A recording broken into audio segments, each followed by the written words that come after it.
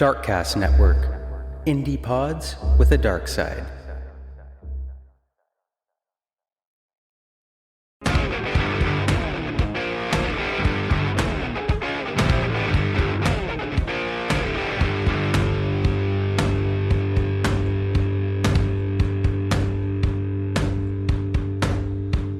Devil is on his way. Devil is on his way.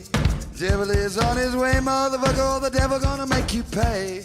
Fall to your knees. Devil is on his way. Fall to your knees.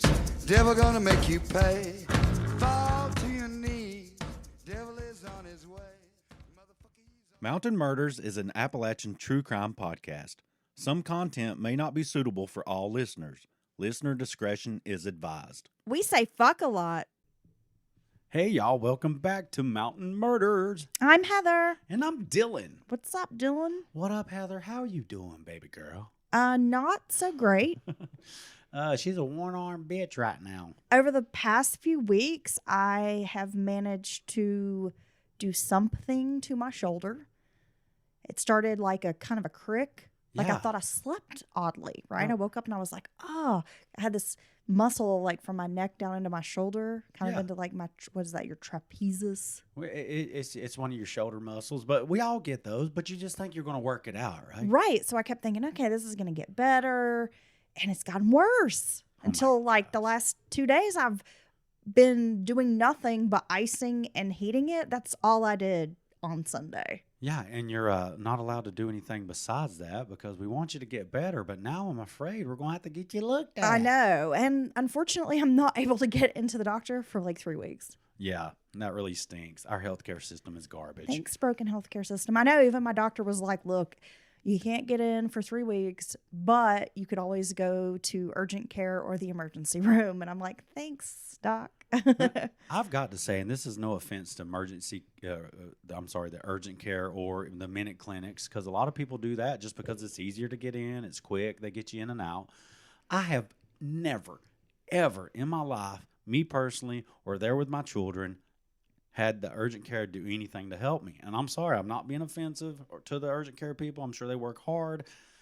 But no, I've been recommended to go there. Like if I can't get in for an appointment, right, but I'm saying, and I'll go, and I've actually had the doctors there tell me, well, I'm not going to prescribe you an antibiotic. You need to go see your primary care doctor. Yeah. And get the antibiotic. And I'm like, okay, but I can't see them for 3 weeks. So I'm just going to die between now and then. Yeah. I'll go septic. Cool. And I got to say, you have to go see your primary care doctor to get anything done. And then, like, if my foot's hurting, I can't call a foot clinic and make an appointment. I have to go to my primary care doctor, get him to refer me or her to refer me or whatever. Pay that copay. And then, I mean, it's ridiculous. It's just a ridiculous setup. I feel like I'm getting milked. I do feel like a big old wore-out cow when I come out there. I'm just getting milked. I'm like, I hope y'all enjoy that sour milk. I'm really happy I've paid you like $200 in copays to go to these like 8 different appointments before I can get to a specialist. Thank you. Thanks. Yeah, so I'm kind of hanging in there. I don't know. My arm feels like it's barely hanging on. Well, enough about you because you're being a Debbie Downer. I'm just kidding, honey. Right? I'm really worried about you. I hope you get help soon. It's quite painful, and I don't want to complain, but damn.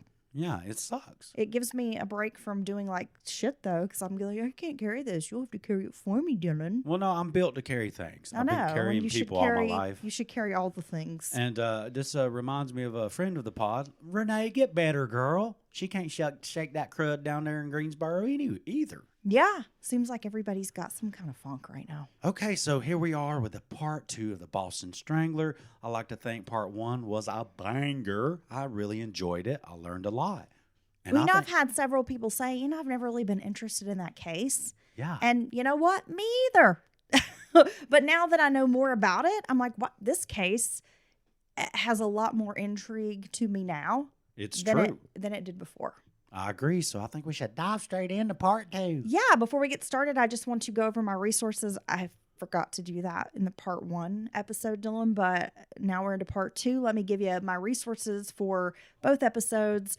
Gerald Frank's The Boston Strangler, The Stranglers podcast, Susan Kelly's book, The Boston Stranglers. Oh my gosh. old newspaper articles from that time, and I also watched an A&E documentary on the Boston Strangler available on YouTube. Oh, wow. That's a lot of stuff. It's not as in-depth as one might like, but still it served its purpose. All right. So here we go. I'm going to follow your lead, girl. Okay, well, let's get into it, Dylan. I'm not going to do a whole lot of rehashing episode 1. We're jumping right into episode 2. Here we go. A medical psychiatric committee was created as part of the investigation. It included a gynecologist, a psychiatrist with a background in sex crimes, an internist, medical examiners who performed autopsies on the 11 victims, and a physician who specialized in clinical anthropology. They were tasked with creating a psychiatric profile of the killer or killers. The committee also hoped to answer whether these women were specifically targeted. If so, what made the killer choose these women in particular? I must say, it sounds like they got a lot of firepower on this task force / committee. Police were still operating under the notion that the murders were imitations and it was not the same killer. Again, Dylan, we've got 11 murders and they still don't want to publicly say we have a serial killer on our hands. Man, they better hope I'm never, ever a chief or a police commissioner has the microphone. Because after like the second murder, I'll be like, y'all better watch out because I think this might be connected. Well, at the same time, Jean Cole and Loretta McLaughlin, the reporters, pushed the narrative that it was a single murderer. Law enforcement asserted the women were chosen because they had lived alone. A single woman would be the easiest prey. There were no screams because the assailant had used some type of chokehold to, confine the women. So he's basically gets a chance. He surprises them, gets some kind of a hold on them and restrains them and they're incapacitates them or something, yeah? They also believe stockings were weaponized because of their accessibility, as nearly every woman had those items in her home at this time. And can I just say, and I know there's some other ladies out there who are going to agree with me, I am so glad that pantyhose have gone the way of the dinosaur. I know there are certain occasions where a woman feels like she needs to have on a pair of hose, but just to have to wear them in everyday life, I'm so glad we don't do that anymore.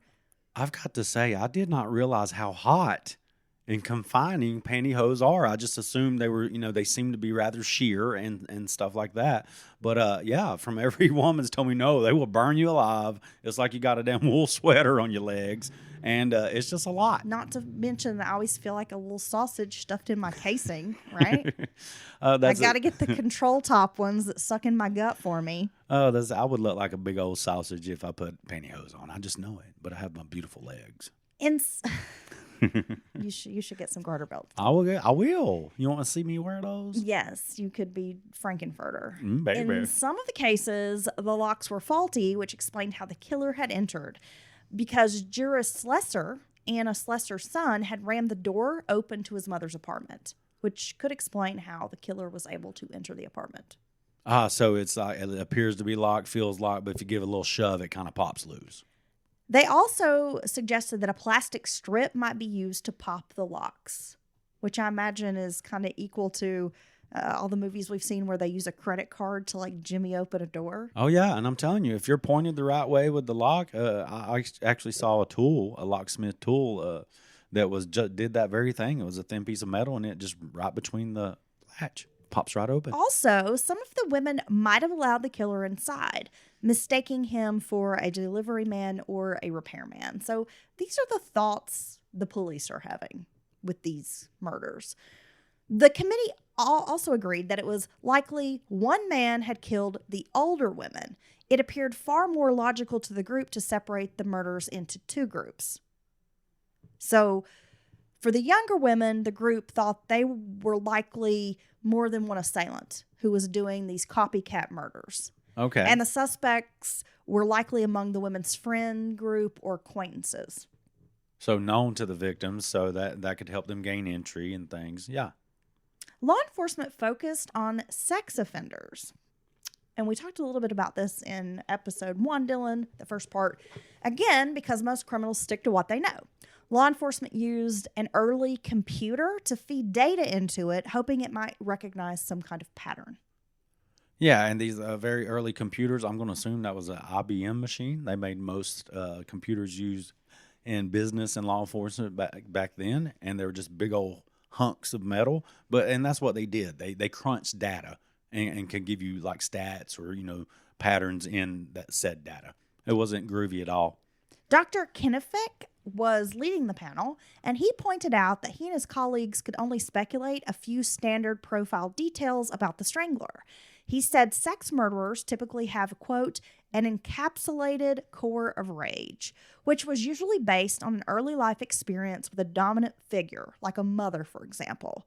To cope with his hatred, the assailant would fantasize about killing her using some form of extreme sadism. He wouldn't exhibit odd behavior and would keep quiet about his feelings. Due to his training by the dominant figure, he would appear neat, polite, and routine.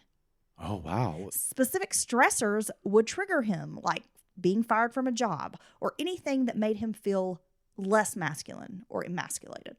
So what do you think so far about their ideas as far as while they're putting this profile together? I think a lot of it's kind of spot on. I agree with most of it. I think a lot of it is spot on. And again, as I've said, I believe this case kind of mapped out how we view serial killers, how we've studied them over the years, how we've learned to profile them. Yes. And I think these are all good assumptions. Yeah, I agree. Except in our true crime minds, we have seen a flip of MO done before. It may be outside the ordinary or typical, but it happens. And it's not, I believe that you could practice with the older victims because they are, no offense to anyone, but they're easier prey physically and all that. You're going to, and then move on to younger victims because now you're talking college age, athletic females who may give you a hell of a fight if you don't know what you're doing. But I think overall, I agree. I think it was this police chief early on realized we're dealing with something we don't understand. And his making use of all the available resources, like the training from the FBI on deviant sexual behaviors and all that, he was very sharp to move forward with that and give his investigators new tools to face something they didn't understand.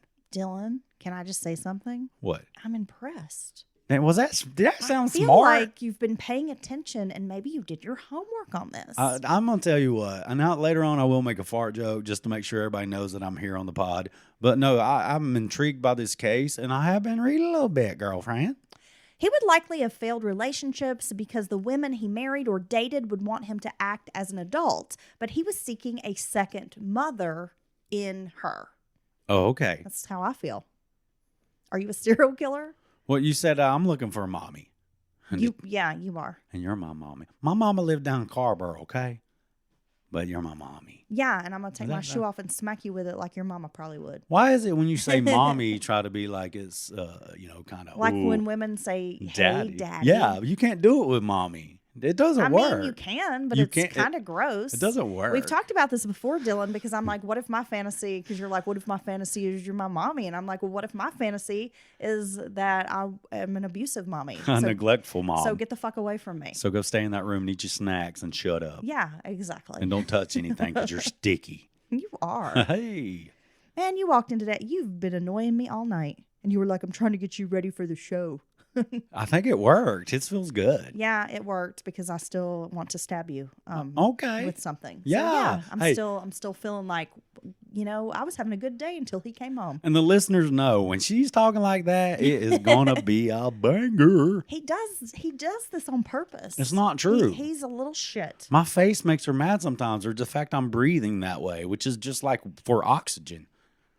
It's usually a good sign that I'm about to start my period in a few days when I hate you. So I know it's it's probably coming up. I know. That's why okay. your face looks extra dumb to me right now. Okay. Now, a deep depression would emerge into a sudden explosive rage. The boy would grow up, likely fatherless, with an overbearing mother who might walk around naked or be promiscuous while punishing his sexual curiosity. Now, we have heard that time and time again.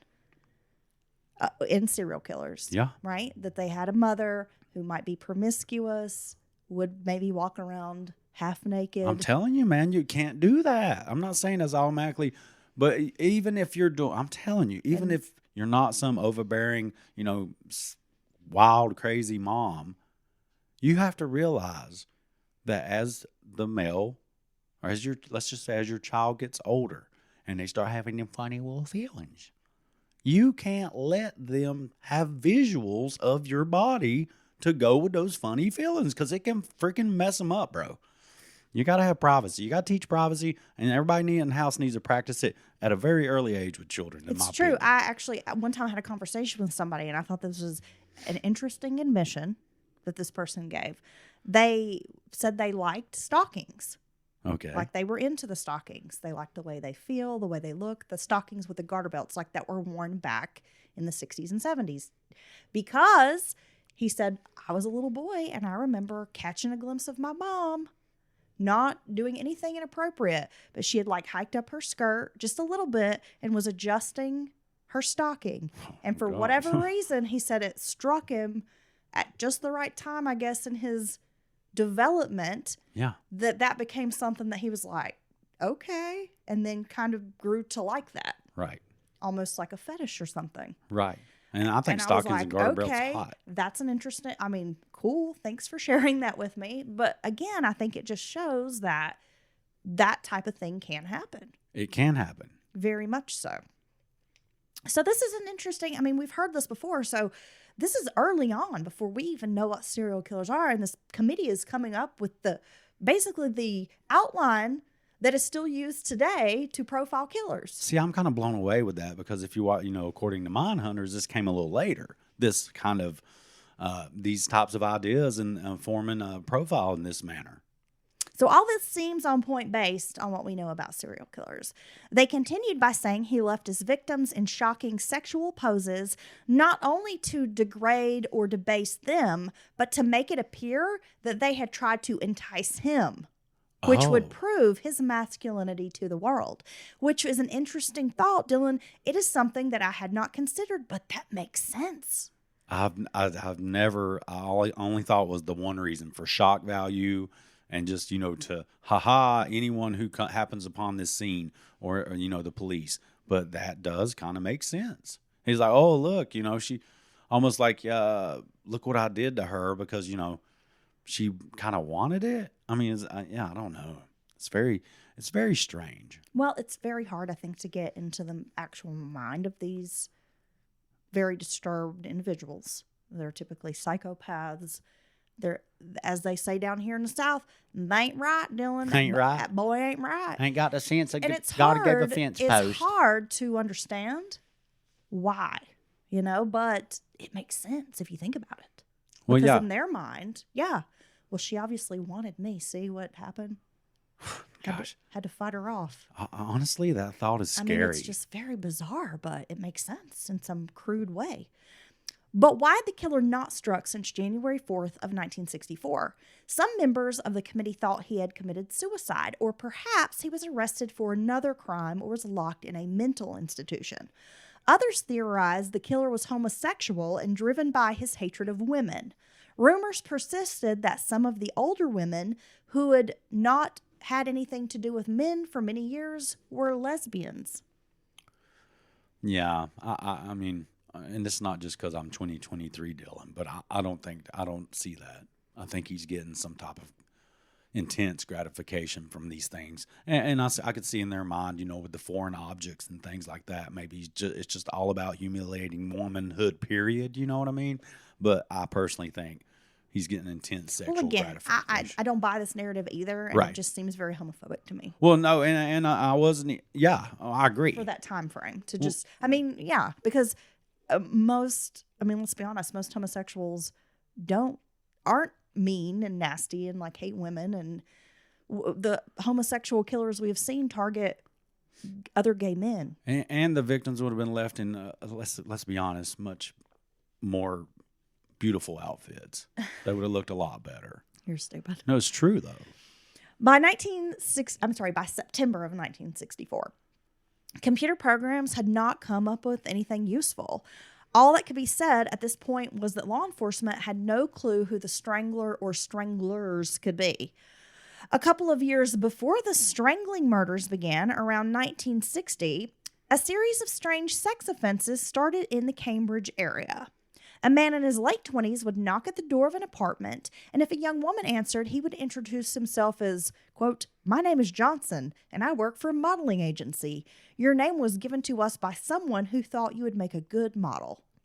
Now, Dylan, if some guy approached you and was like, "You're sexy, you have these very, firm calves." They're incredible, I know. Yes. And my thighs are nice, too, let's be honest. I mean, you could benefit from some squats. It's okay. Oh, that's on the backside. I don't even see that part. I'm just going off of what I see, okay? And I've seen your inner thigh, bud. nobody gains anything from putting a mirror from down below behind them. It's a little jiggly. Okay, but look, here's the thing. I go finish. I know what I would say to him. Well, I'm just saying. I mean, if somebody approached you like, "Hey, you're really hot," you could be a model.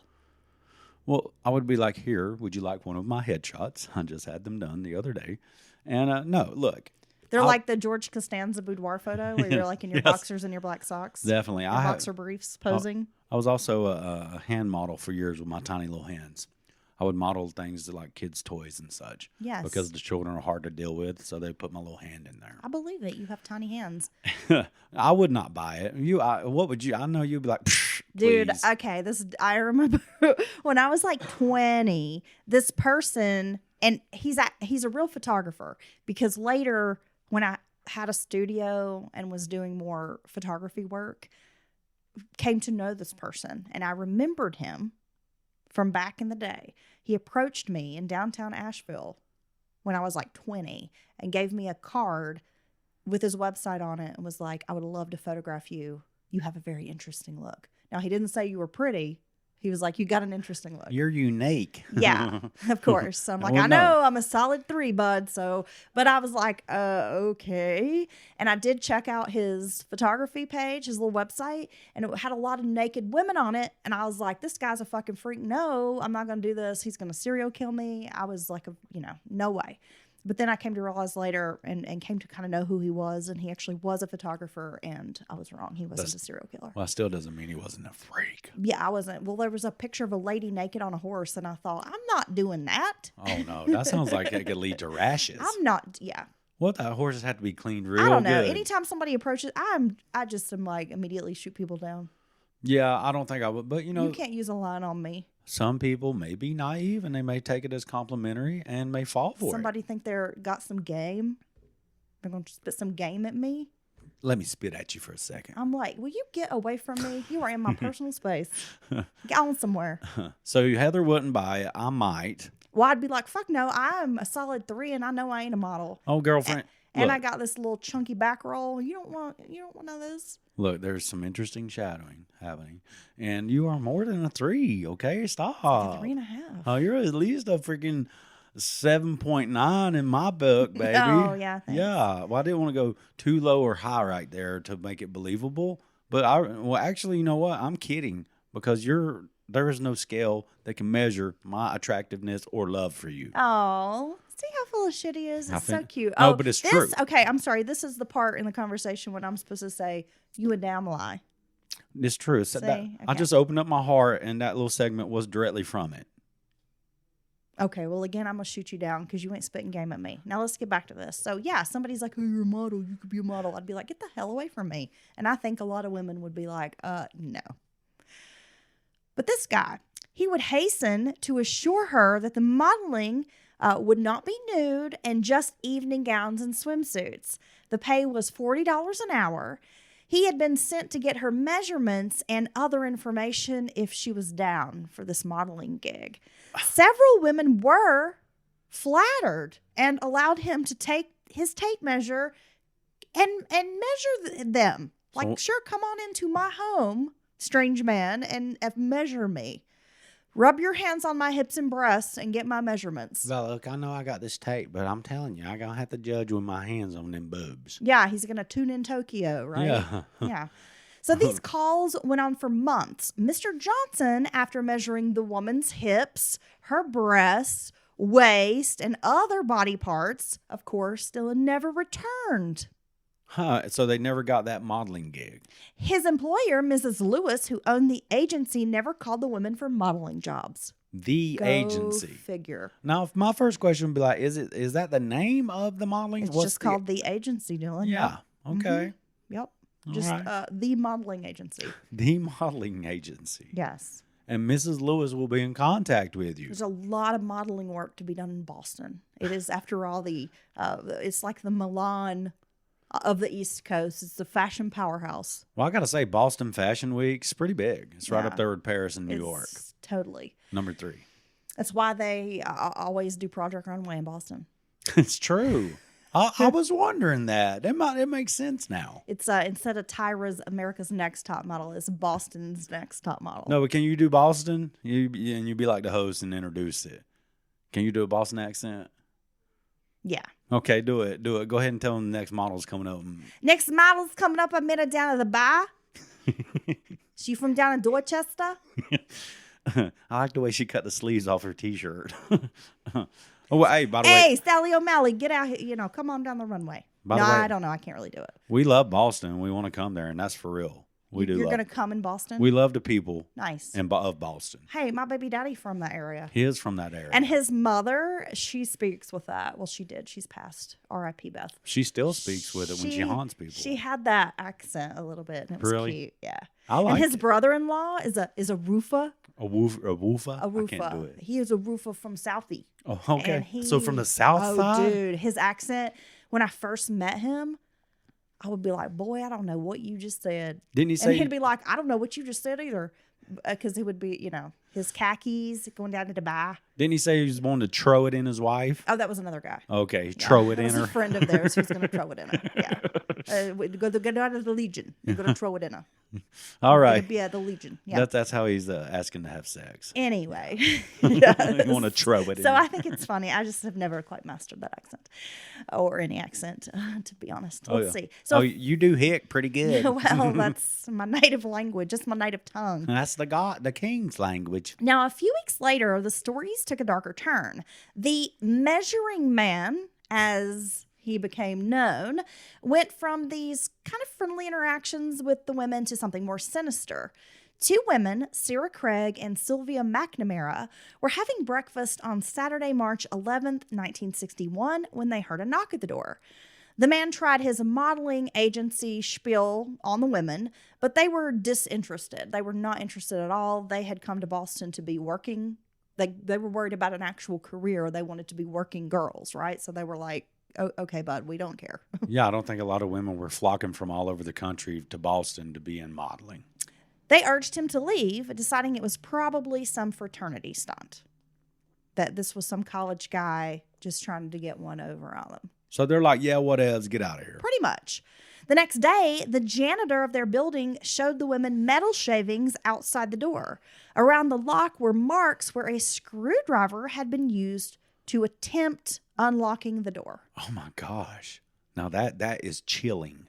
That would scare me Yes. very bad. If you showed me evidence of someone tampering with my lock, trying to get past the lock, that would chill me to this day. Right now, I'll be like, what the fuck? I know I try to tamper with your chastity belt all the time, and you're like, nobody's getting around this lock. It's not coming until, well, you've already made me an honest man, but one day I'll let you in. Okay. One day I'll let you in. The chastity belt around your heart. Hey, life did this to me, you bitch. Oh, so last week I was a whore, now I'm a bitch. Well, You've gosh. been throwing around the word bitch at me a lot lately, and I don't know if I like it. On March 17th, the man was finally apprehended. The measuring man. Measuring. Can you get that job? I want to choose this career path. Well, when I first heard the measuring man, I was like, so this is a guy who's like walking around like trying to measure his dick? Like, Yeah. hey, ladies, I promise it's 5 inches. Whee! Yeah. Yeah. His name was Albert DeSalvo, and he was 29 years old. He had a juvenile record and had been sentenced to the Lyman School, a place for juvenile delinquents. Now, we're going to get more into Albert's bio in a few minutes. In 1958 and 1959, DeSalvo was arrested for breaking and entering and stealing small amounts of money he found. Now, he admitted things had escalated. In the past weeks, he had measured dozens of young women, promising them modeling jobs. He lived in Malden, Massachusetts, with his German wife and 2 kids. DeSalvo worked as a press operator at a rubber factory. And no, Dylan, don't make a condom joke. It's not that kind of rubber. I wasn't going to. Look, I want to clear the air. I think you're neither a whore nor a bitch. And that is just in jest. Okay? And for anyone out there who doesn't want to hear those words, I apologize as well. And I'm going to do my best not to say either the rest of at least this episode. Well, it's fine because you have a big dumb head right now. If you stop being a hoochie mama, everything will get better. I'm going with hoochie mama, y'all. Well, maybe if you stop being a prick, I won't try to stab you in the eye with my pen. Can I say I love prick? It's a great term. I mean, it really is. A little prickly pear. Someone can cut that out and make it out of context. But no, I think prick's a great Dylan word. loves pricks. I love prick. What can I say? The word prick. Yeah, I'm about to prick you in the eye if you keep it up, bud. Okay, I See like this that. pink ink pen right Yeah, here? this improv right here. I It's like like it, baby. we're gonna play. I'm gonna like Katniss in Hunger Games. I'm gonna be Okay. shooting it across the room at you. Okay. Now, DeSalvo's reason for this activity was, quote, I like talking to women. He said he was not good looking, educated, so he's not a good looking guy, he's not an educated guy, and that he could, quote, get over high class people with the stunt. He said, quote, they were all college kids, and I never had anything in my life, and I outsmarted them. I felt they were better than me because they were college people. Telling those girls they could be models built up their egos, so they let me do it. Damn, dude, that's greasy. I mean, for real. He's full of self-hate. Like that's not okay what he's doing just to make himself feel better. Remember that Okay. as we progress in our story, Dylan. DeSalvo was examined at the Westboro State Hospital, where he was diagnosed with a sociopathic personality. Though sentenced to 2 years for the breaking and entering and assault and battery charges, he only served 11 months and was released in April of 1962. I don't agree with that at all. On October 27th, a 20-year-old woman was in bed in her Cambridge apartment. Her husband had left for work at his teaching job a few minutes earlier. She dozed off for a minute and then awakened to find a strange man of a medium build in her bedroom. He held her down, stuffed her underwear into the woman's mouth, and tied her spread eagle to the bed. He sexually assaulted her. Then he told her to wait 10 minutes after he was going to, I'm going to leave, wait 10 minutes. And before he left, he apologized, saying, I'm sorry. Okay. The woman gave law enforcement a description. The police sketch looked very familiar. The measuring man. On November 3rd, DeSalvo was brought in for questioning. The victim, watching through a one-way mirror, identified him as the attacker. She recognized his voice and face. He was charged with breaking and entering, assault and battery, confining and putting in fear, which is a charge, I suppose, and engaging in an unnatural and lascivious act. He was released on an $8,000 bail with a hearing in 2 weeks. See, that's what I'm talking about. He should never been let out of jail after that short period of time. He had already violated multiple people's spaces, doing the super creepy stuff, and thought it was okay because it made him feel better. Has this diagnosis of being a sociopath at the very least, which means he doesn't care about anyone else. It's just what he feels and thinks. And here we are. He's already took it up a step. I mean, come on. This guy escalating. He took it up a step. He's getting on the escalator. But he should be in jail. He shouldn't even have the possibility of doing this again to someone, some poor victim. His photo was sent over a 6-state teletype network.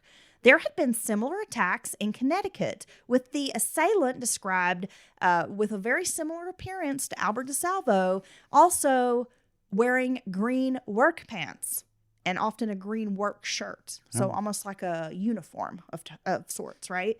It was the same kind of pants the victim in Cambridge had described.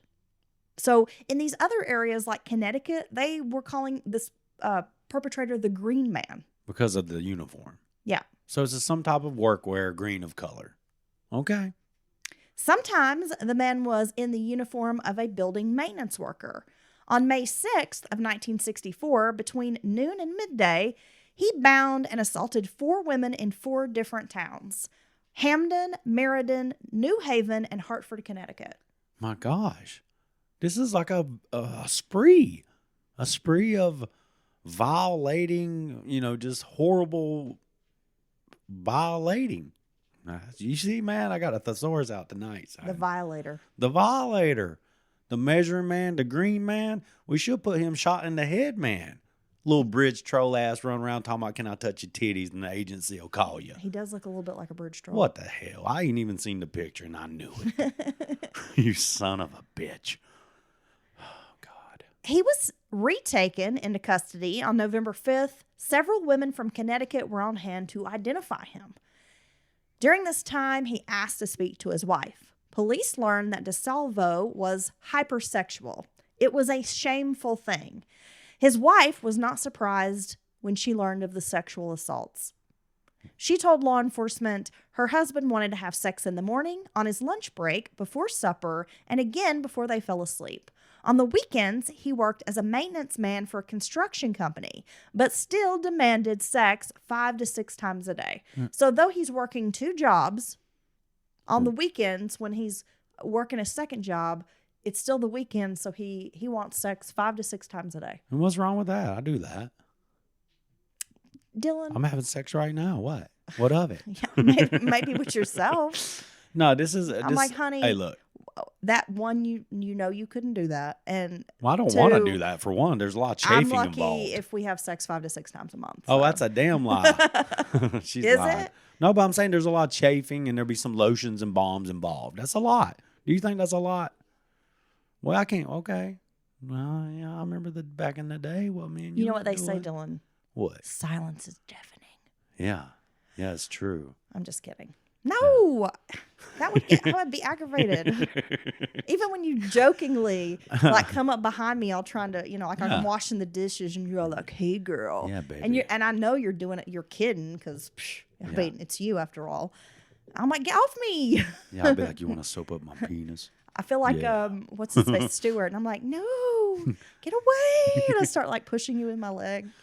No, but it's a lot. So here we go. His wife's not even surprised. I mean, that speaks volumes, Right? Yeah. It was never enough, according to her. She had given up on trying to make him happy. DeSalvo called her frigid, and their sex life was often argued about bitterly. DeSalvo admitted to detectives that he was responsible for nearly 400 break-ins and sexual assaults that they knew nothing about. Oh, my God. That's a lot. Other women came forward. As the investigation widened, it was discovered he had sexually assaulted women across New England, in Massachusetts, New Hampshire, Connecticut, and Rhode Island. Police estimated his victims numbered around 300. Some of the women he'd measured would not admit to sexual assaults, but police could see in their eyes they had been victimized. Or it went farther than what they're describing. They would clam up, and the law enforcement described they had this look of fear when the picture was shown to them. Have you seen this man? Was he the person who attacked you or whatever? And they just immediately kind of recoiled, and it was very obvious that something had happened. Oh my gosh, this is so terrible. That's a lot of victims. It's awful. Yeah, it's multi-state. 4 victims in a 2 or 3 hour period in different cities, different towns. That's unheard of, honestly. I know. Short of the Golden State killer / rapist. He was doing that. No, but I mean, there was a lot of rapes, preceding the murders and stuff. But when they were talking about his case, I was like, what in the hell? How do you even logistically make that happen as far as travel time goes? But this is insane. I mean, it really is. Yet DeSalvo denied killing anyone. When detectives asked about certain streets where the murder victims lived, DeSalvo knew the areas, asking oh, is that near the post office, etc. And they were all near tiny stone bridges. And it just goes back to him being a bridge troll. With the out-of-state warrants, DeSalvo was held on a $100,000 bond this time and was sent to Bridgewater for a 35-day pretrial observation. Now, Dylan, have you ever heard of Bridgewater? No, I haven't. Why would they put this guy on no bond? It's a hospital. It's a mental hospital. Okay. In Massachusetts. Does not have the best reputation. Hell, none of them do. Yeah. This one stands out even in mental hospitals. Well, you know, I mean, we've covered asylums. Oh, yeah. This one is, it is no different. If anyone is interested in asylum history, go back and find our asylum series. I was blown away from the techniques and the quack medicine that was happening. And like the lead doctor would be, you know, like the king of the place and could do anything you wanted. Bring his other doctor friends and test stuff on people, abuse people. So scary. DeSalvo was labeled a borderline psychotic, but eligible to stand trial. After a while, he began acting strangely, and this is once he was released because he was at this hospital for 35 days. They did their initial observation, interviews with him, kind of gave him a diagnosis, and then they sent him back to jail. But once he got back to jail, he began acting strangely and was once again sent to the hospital for a second evaluation. One of the doctors said the stress of the upcoming trial had caused him to break from reality because he learned that rape in Massachusetts is punishable by life in prison. Oh. He was deemed incompetent to stand trial. My diagnosis for someone like this would be like, I'd be like, he cray-cray. That would be what I wrote on the paper. That's probably why you're not a doctor. Yeah, it's like, and that, and I don't have a lab coat, you know, the white ones. That's the two things hold me back. That's it. That's it. That's it. I'm sorry, but You think there's more? If you became a doctor, What if I would never be your patient. What if I was your doctor and I come out, but I let me see them titties? And you're like, I'm here because I have the flu. I'm here because my shoulder hurts. I need you to get butt ass naked and let me check you out. No, it's not happening. You would ask for another doctor, or would you just change providers? Dylan. You drop your insurance and everything, wouldn't you? You would be like, no. I would drop Dr. Dylan. Dr. Dylan, that has a ring with a to knee it. to your balls. Okay, bud. that's all right. Dr. Dylan, quick on his feet, girl. You ain't the first one trying to knee my nuts. Now get them titties out. See? What is wrong with you? All right, let's move on. Okay, Dylan is back. I'm back. I've been Dr. Dylan sitting on the gone. edge of my seat anticipating what dumb shit you would say next. I'm like, get And that you never crinkly paper disappoint, going. Dylan. Get that You crinkly never- paper out of here. Never disappoint. On February 4th of 1965, Albert DeSalvo was recommitted as mentally ill, quote, until further order of the court. And at the time, Bridgewater Hospital held about 700 inmates. Oh my gosh, and I'm going to assume it's probably designed for way less than So that. a hospital for the criminally insane. Could you imagine working at that place? Fuck no. It sounds like something out of Arkham Asylum out of Batman. Yeah, it does. Or American Horror Story. Yeah, no Right? doubt. One of those inmates was named George Nasser. The pair struck up a bit of a friendship, and it was Nasser who heard first Albert DeSalvo's confession. Now let's talk about Nasser a little bit. He is like a career criminal. He's armed robbery, burglary, he's committed murder. Like, he's a Damn. bad dude. And when he first gets to Bridgewater, he thinks Albert's a blowhard. He brags all the time, and he's just like, this dude, and like doesn't want to have anything to do with him. But it's when Albert starts kind of confessing some of the crimes that Nasser's like, okay, and starts kind of taking an interest in what he has to say. Yeah, I'm like, you badass dude too. I'm going to be your friend. Two badass dudes down here hanging out at Bridgewater. So once Nasser heard Albert's confession that he was the Boston Strangler, Oh my gosh. Nasser contacted his attorney. Oh, you may have heard of him, Dylan. His name's F. Lee Bailey, Yeah, I think he did a case or two. who had a decade earlier cleared Dr. Sam Shepard of murdering his wife. So Nasser calls him. He's like, I have a client here I think you'd be interested in. His name is Albert DeSalvo. Bailey was immediately interested. I've used the word interesting a lot. I need a thesaurus. But he's immediately like, okay. I mean, this is a huge case. If this is true, again, his name's going to be in the spotlight. Well, yeah. And, some lawyers want to climb that ladder, the popularity ladder. Oh, and F. Lee Bailey definitely wanted to be a celebrity attorney. Yeah, and I think he went on to do it. So, did. this is certainly going to pique his interest when he hears someone saying, hey, I'm here with this guy, and I believe he might be the Boston Strangler. I mean, he's like, sign me up, bud. But as it turns out, Dylan, others had been given hints by DeSalvo. Albert's first attorney had been provided a bit of information when his client was like, what if I gave you the story of the century? Almost as big as, and he named some kind of big bank robbery. And the guy was like, oh, okay, so what are you telling me? You robbed a bank, I guess there was like I think there was a Brinks armored truck robbery. And he's like, was that you or something? Like, what are you trying to say?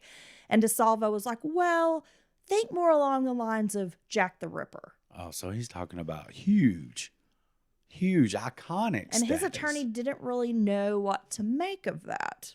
Because when he says Jack the Ripper, the attorney's first thought is, are you the Strangler? Right. But he also doesn't know if that's exactly what DeSalvo is trying to tell him. And he's just kind of like, okay, weird story, bro. Yeah. Now, Albert also told an army buddy who visited him in jail, quote, I could get life 50 times and they couldn't pay me back for what I have done. My family would have to change their names. My gosh. Saying that he had committed some atrocious crimes that would just leave everyone shocked. And so the army buddy immediately is thinking, are you the Boston Strangler? But DeSalvo wouldn't just come out and say that. Well, and I got to say, this is one point where I actually agree with Salvo that is indeed a huge, terrible thing that he's done. Not only did Albert confess to being the Boston Strangler, but he discussed another killing, Mary Brown, a 69-year-old woman who was brutally beaten and stabbed in her Lawrence apartment on March 9th of 1963.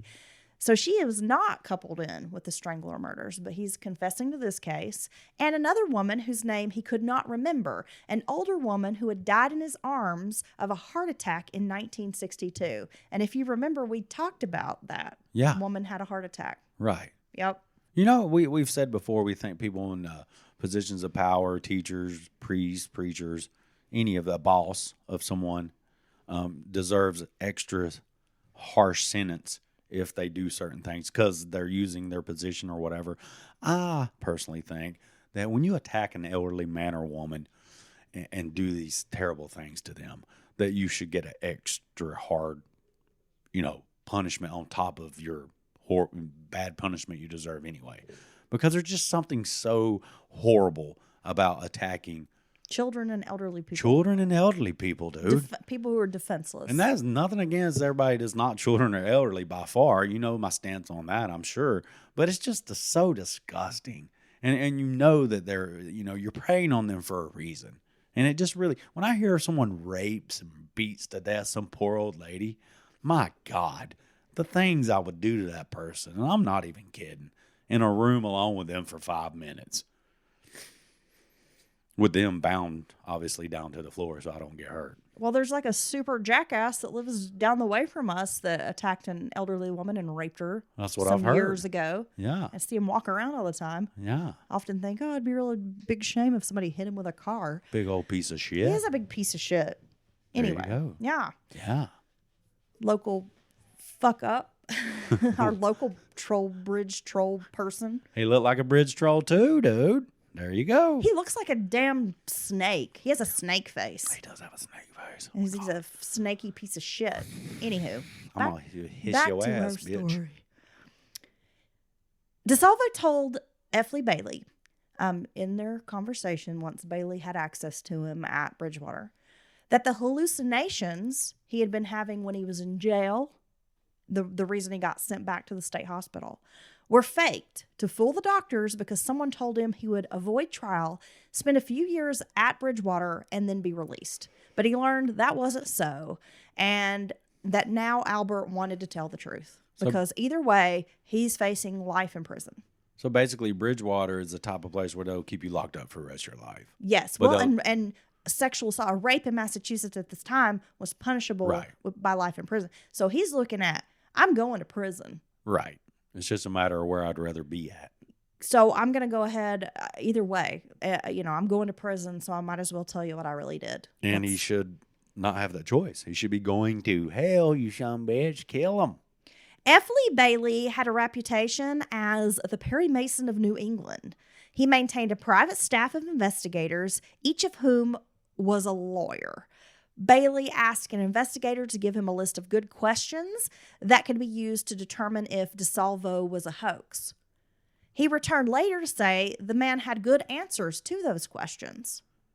Even if a person had studied the Strangler cases, like newspapers, that kind of thing, they wouldn't have been able to produce the solutions or the answers to these questions so easily. Right. He in didn't his even opinion. hesitate. No, just It's not like he'd even thought about it. He knew whatever particular information or whatever. He knew it Yes. instantly. a witness had reported a man in a green uniform, like the one DeSalvo had been known to wear, prowling Patricia Bissett's apartment building the day before she was murdered. Through investigation, it was learned that DeSalvo had been off from work or on a shift that put him on the streets and free to commit the murders that were committed, and that he would have been off that day when a witness spotted him. Well, it goes back to the profilers. They said he would do these things when he was off work or had a moment to himself so he wouldn't be noticed, right? Records had pointed to DeSalvo as a breaking and entering, like a B&E guy, not a sexual predator, despite the fact that he had been arrested for assaulting a 9-year-old girl in 1955, but her mother refused to press charges. And I'm going to tell you a little bit more about that in a bit. And he had also been known as the Measuring Man, right? That's the whole reason he's in jail. DeSalvo knew details about the crimes, such as a photograph of Helen Blake's niece on top of the radio, which side of the bed he had taken a pillow from in the Nina Nichols murder, because if you remember, he had propped her up with a pillow. Yeah. He told him what side of the bed it was from. Oh, my gosh. He also could draw sketches of the 13 apartments with explicit detail. Well, so if you're an investigator or whoever finding out this information, I'm sorry, it seems to be pertinent, pretty straightforward stuff. Well, again, there's 11 murders that they have connected that they are saying are Boston Strangler, and then these 2 others that he's described, and he's even giving the details of those apartments. Yeah. He knew Patricia Bissett's apartment door opened outward. Which is odd. Yes. He said there was a black jewelry box on the bureau and Christmas packages on the bed. All true. And not details that had been released to the media. He said he had a cup of instant coffee with Patricia Bissett. There was a cup, like a half cup of coffee, that had been found in the living room. A detail kept from the media. On the day of Sophie Clark's murder, DeSalvo remembered it as his wedding anniversary. He had taken half the day off, only working from 8 a.m. to 11 a.m. that day. He recalled the design of Mary Sullivan's headboard against which her body had been propped, and he even drew a picture of the headboard for police. It was accurate. He described first trying to use a belt to strangle Nina Nichols, but it had broken, and there had been a belt found near the body. Broken, I'm assuming. Yes. DeSalvo said he didn't plan any of the attacks, and he had not known the women beforehand. He had pressed buzzers downstairs and went for whichever woman had let him in. As for the knot, the strangler's knot that we spent so much time talking about, Dylan, it was one he had always used to tie things. At the time, Bailey had not legally been entered as DeSalvo's attorney. Hence, the state attorney general was livid that someone had been able to access the inmate and record a confession. Oh, wow. Bridgewater was given 2 orders: to separate George Nasser and Albert DeSalvo immediately to different wards, and that no one was allowed to visit DeSalvo without, express permission. The doctors at Bridgewater were not buying that DeSalvo was the strangler, though. If anything, the crimes fit George Nasser to a T. This is how the doctors felt. Well, how in the world a learned peoples like doctors could not, well, I guess they probably didn't believe any of that to be true. But I mean, all that detail he gave on all these various murders. Well, we're going to get to that. Okay, it's hard to discount. I mean, right. really. But we'll get to all that, why they think he's not responsible. So these crimes fit George Nassar, but they're like, we just can't see DeSalvo doing this, but this fits George Nassar. Like he's a murderer. He's killed people. Like he's violent. He knows these neighborhoods. He knows Salem. He knows Lawrence. Okay, I get it now. Nasser could have told him all that. Was it possible that Nassar had engineered this hoax? But why would DeSalvo confess? Money, likely. Albert had let it be known that he wanted money to go to his family. The reward money that had been put up for the Boston Strangler.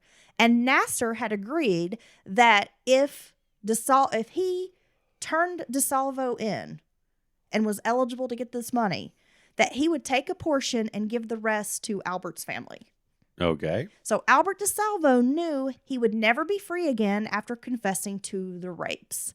Nassar's mother, and this is another reason why they think he was the killer, his mother lived in Lawrence, and he had committed numerous crimes in Salem. Those were his stomping grounds. And that is where some of the victims resided. Right. The doctor felt a man, and it's not his real name, but he was a patient or, an inmate, I don't know how you want to describe it, at Bridgewater. They used the alias David Parker, that he was likely the killer of the older women, and that Nassar had raped and murdered the young women, that there were 2 stranglers. And again, as I mentioned, Parker is not his real name. So let's talk a little bit about this David Parker, not his real name. He had been diagnosed psychotic and possibly schizophrenic. He was a Harvard student in his 20s with an extremely high IQ ranging between 150 and 170. He was known to fabricate pipe bombs. He had a history of drug abuse and petty crimes, including disturbing the peace. He was subject to wild fits of anger and violence. He was arrested in January of 1964 while abusing his pregnant wife. They had actually married on January 4th, the date of Sullivan's murder. He's also known to solve complex equations. A 160, 170? Dude, that's way up there. Yeah. That is just barely higher than my IQ. That's crazy. Yeah. No, but that's like super genius level, right? I mean. Yeah.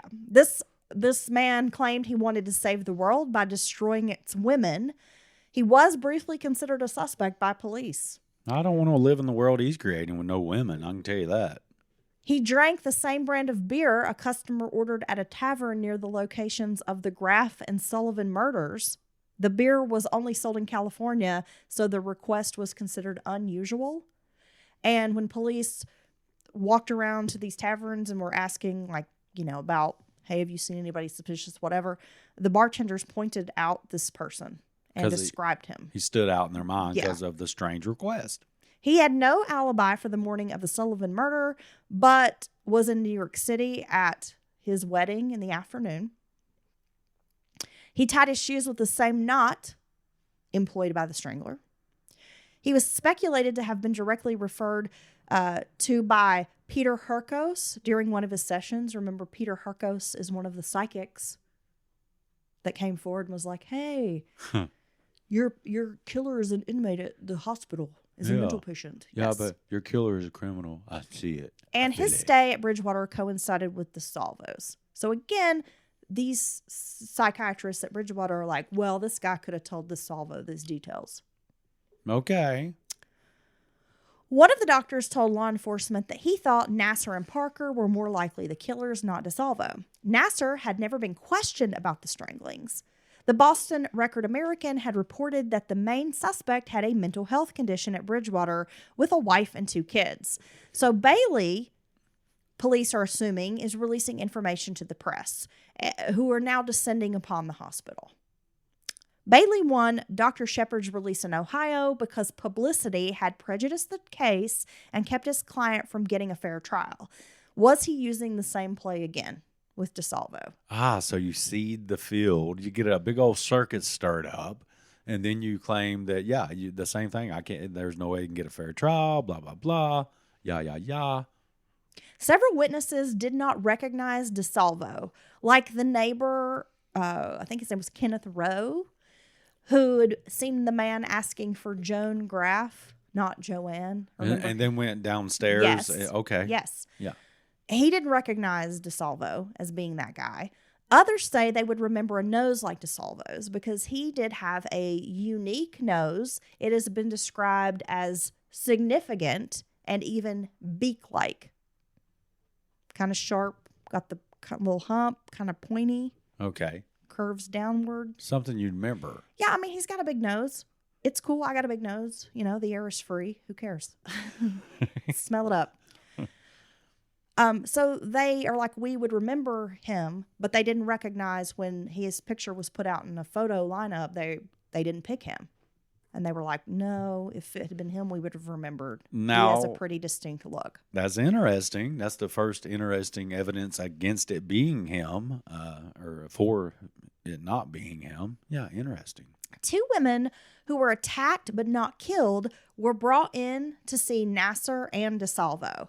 They kind of had them in a waiting room area, like DeSalvo and Nasser, with a couple other people talking to doctors and nurses. And they had the women kind of come in and look through the window at the 2 suspects, or, you know, this group of people. Hey, do any of these men look familiar to you?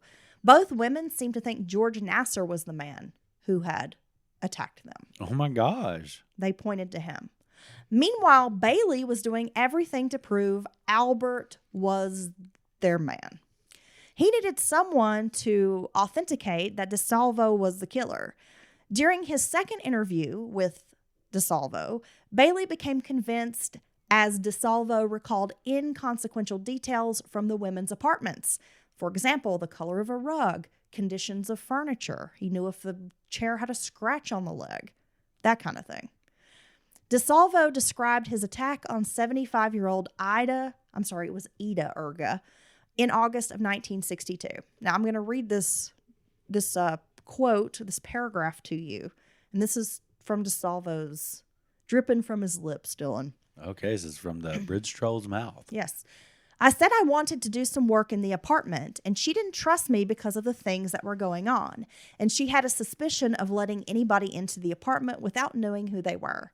And I talked to her very briefly and told her not to worry. I'd just as soon come back tomorrow rather than, in other words, like, if you don't trust me, I'll just come back tomorrow.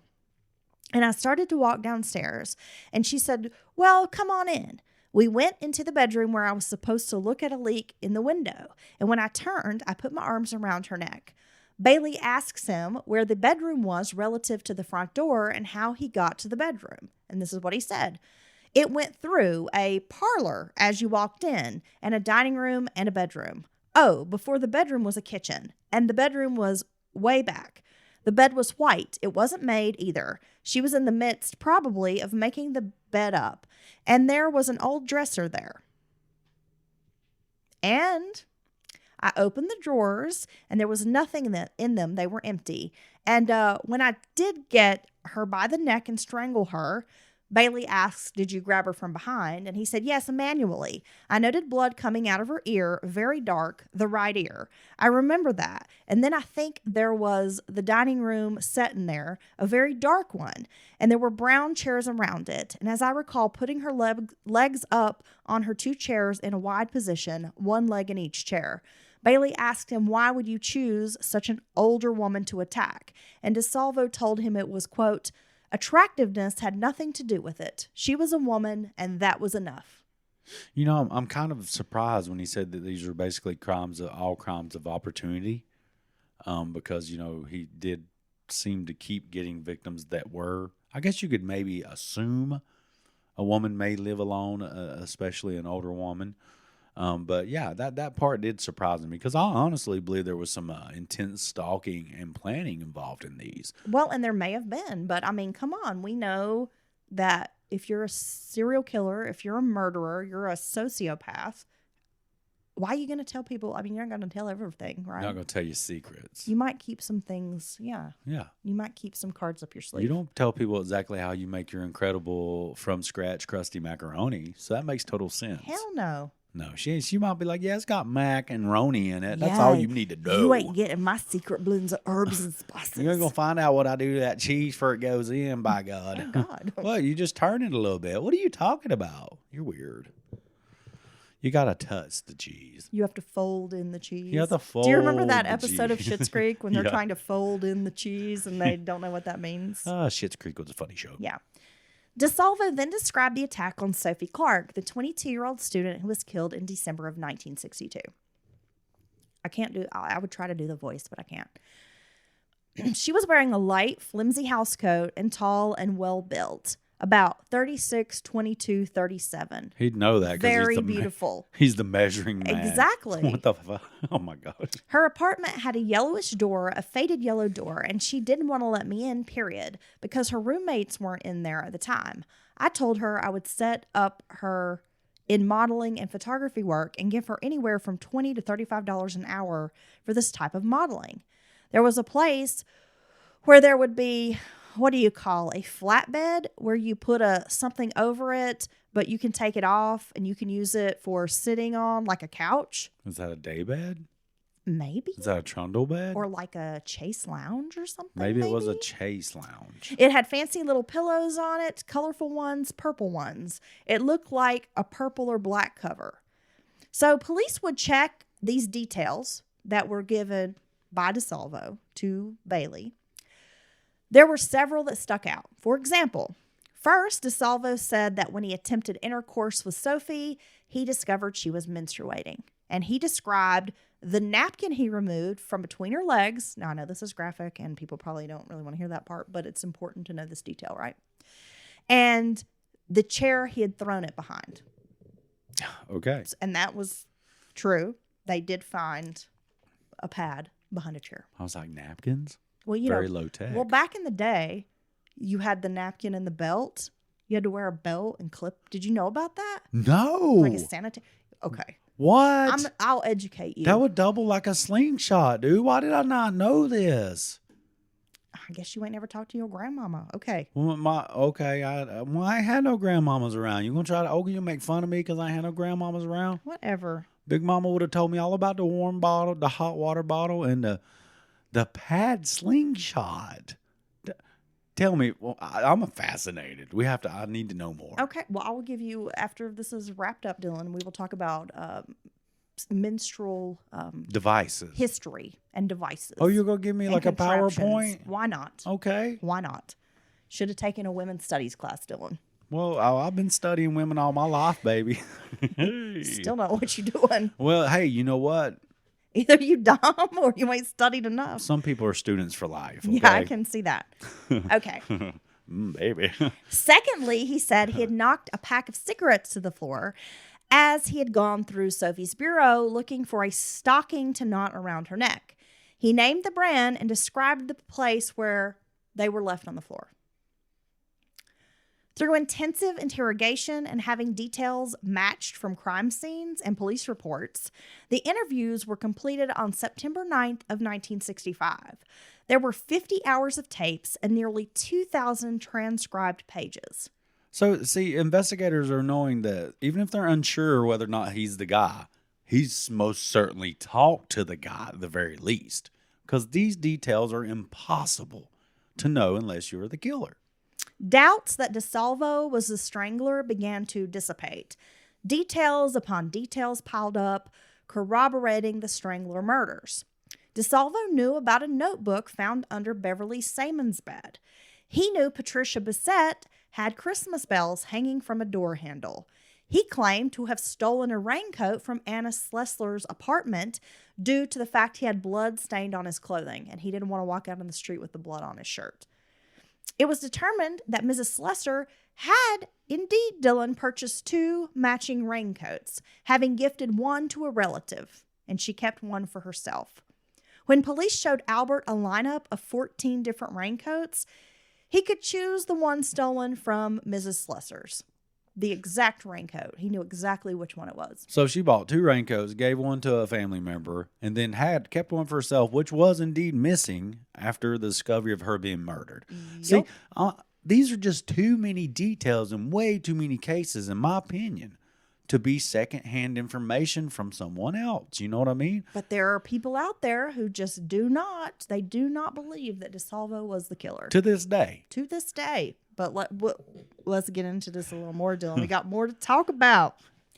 Law enforcement and Lee Bailey felt it was undeniable. If he was innocent, how did DeSalvo know such intimate information about the murders, the apartments, and clues that had been left out of the newspapers?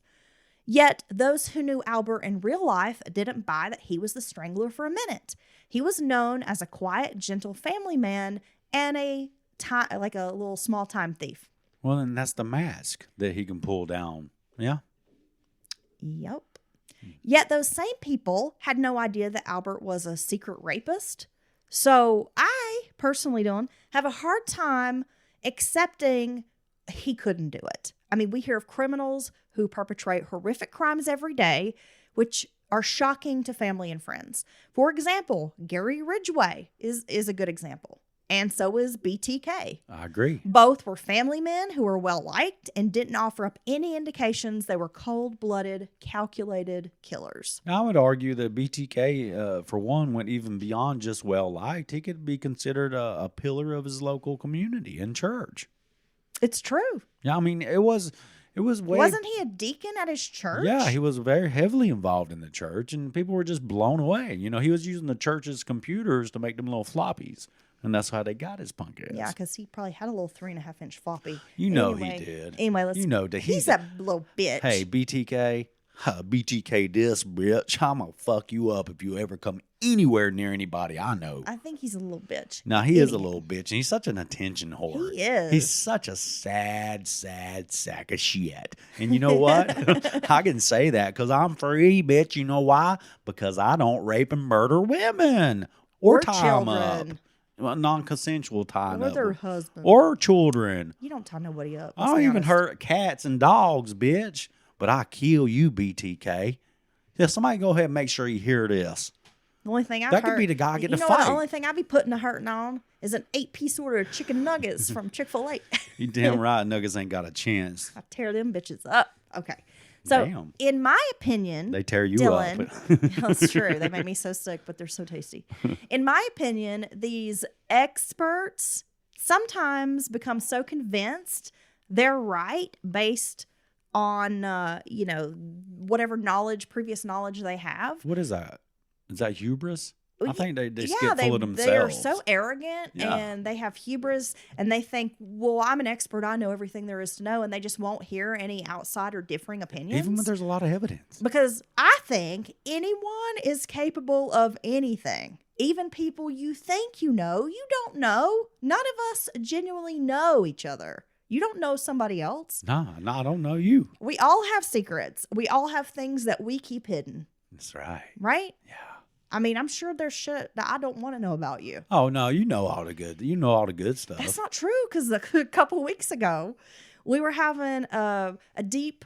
I'll just say we were having a deep discussion with your daughter. I'm not asking you to, but I'm just saying, Dylan. You told me a story I'd never heard before, and I was shocked at you. Look, I'm not gonna say the story, but we were divulging, me, Heather, my oldest daughter, very strange audience, our sluttiest moment in our life. Yeah, things we did that we was not real proud of. And Heather, my daughter, bust one out. Heather busted one out. It was a good one too. I was like, oh no, it was good. It was girl, big boy shit. I can't believe you told that to your daddy. No, I was proud of her. That was like some boss bitch shit. But and I was honestly didn't know if I should share, and I probably wish I hadn't. And I have like a top 3. And that was maybe the worst of the top 3. Gosh, well, I need to hear the other 2, or do Never. I? I'm never doing that again. Oh, no, I'm hearing it. No, You're no. telling me. But anyway, yeah. So it was Bottom line Dr. Dillon's is that we all have things that we sluttiest keep moment. secrets. And I think you could be married to somebody for 30 years and you could never really know them. But it's true. Because I don't know what you're thinking. You don't know what I'm thinking. This is true. Although I'm Inherently. probably thinking about like taking a nap or eating something. That's basically. I'm pretty basic. But no, it really is true. We all have things. We have those particular things, even if it's embarrassment or, fear, or you're afraid what someone may think. We all have those things that we hide. Now, I mean, it doesn't make us all murderers, monsters, or killers. I mean, look at BTK. But I eat scabs. His wife had no idea the shit he was doing. When I told you I ate my scabs, That was the first time I ever shared that with Okay, anybody. you are gross. We shared that with the listeners, and I'm sorry if anyone's grossed out. I don't know why. I'm grossed out. I do it. I know some other people are grossed out. But I by feel it. like that it has healing properties, and I like the texture of the scab. Now, I ain't eat other people's scabs, y'all. You asked me one time if you could eat my scab. I will see. That's how much I love you, baby, because I was like, I want to see what her scab is like. Ew. But and I would get like a good scratch. I'm like, man, that's gonna make a good one right there. Oh, Rufus just came in here and like made himself a little like spot on the floor, and he's so cute. Is that an obsession when you get Oh, cut? You like that's buddy. gonna make a nice fat scab to eat later.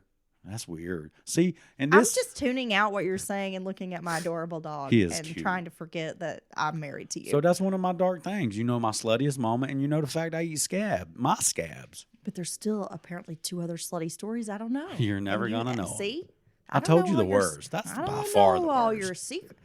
That's by far. That the wasn't even a worst. slutty story, Dylan. That was just a terrible story. Okay, back to our conversation. We can't share that with the patrons. Let's go back.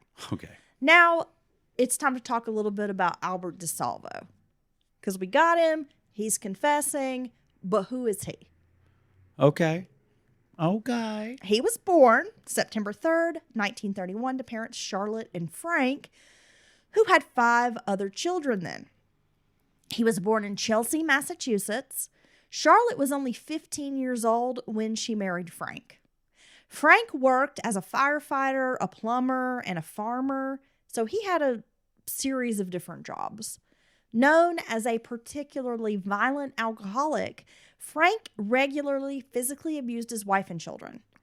Frank knocked out his wife's teeth during one violent altercation and also broke each of her fingers while forcing the children to watch. Oh my God! Like intentionally one at a time. Yeah. That's monstrous. Yeah. The guy's a demon. Alcohol's so dangerous and He's scary. a damn demon.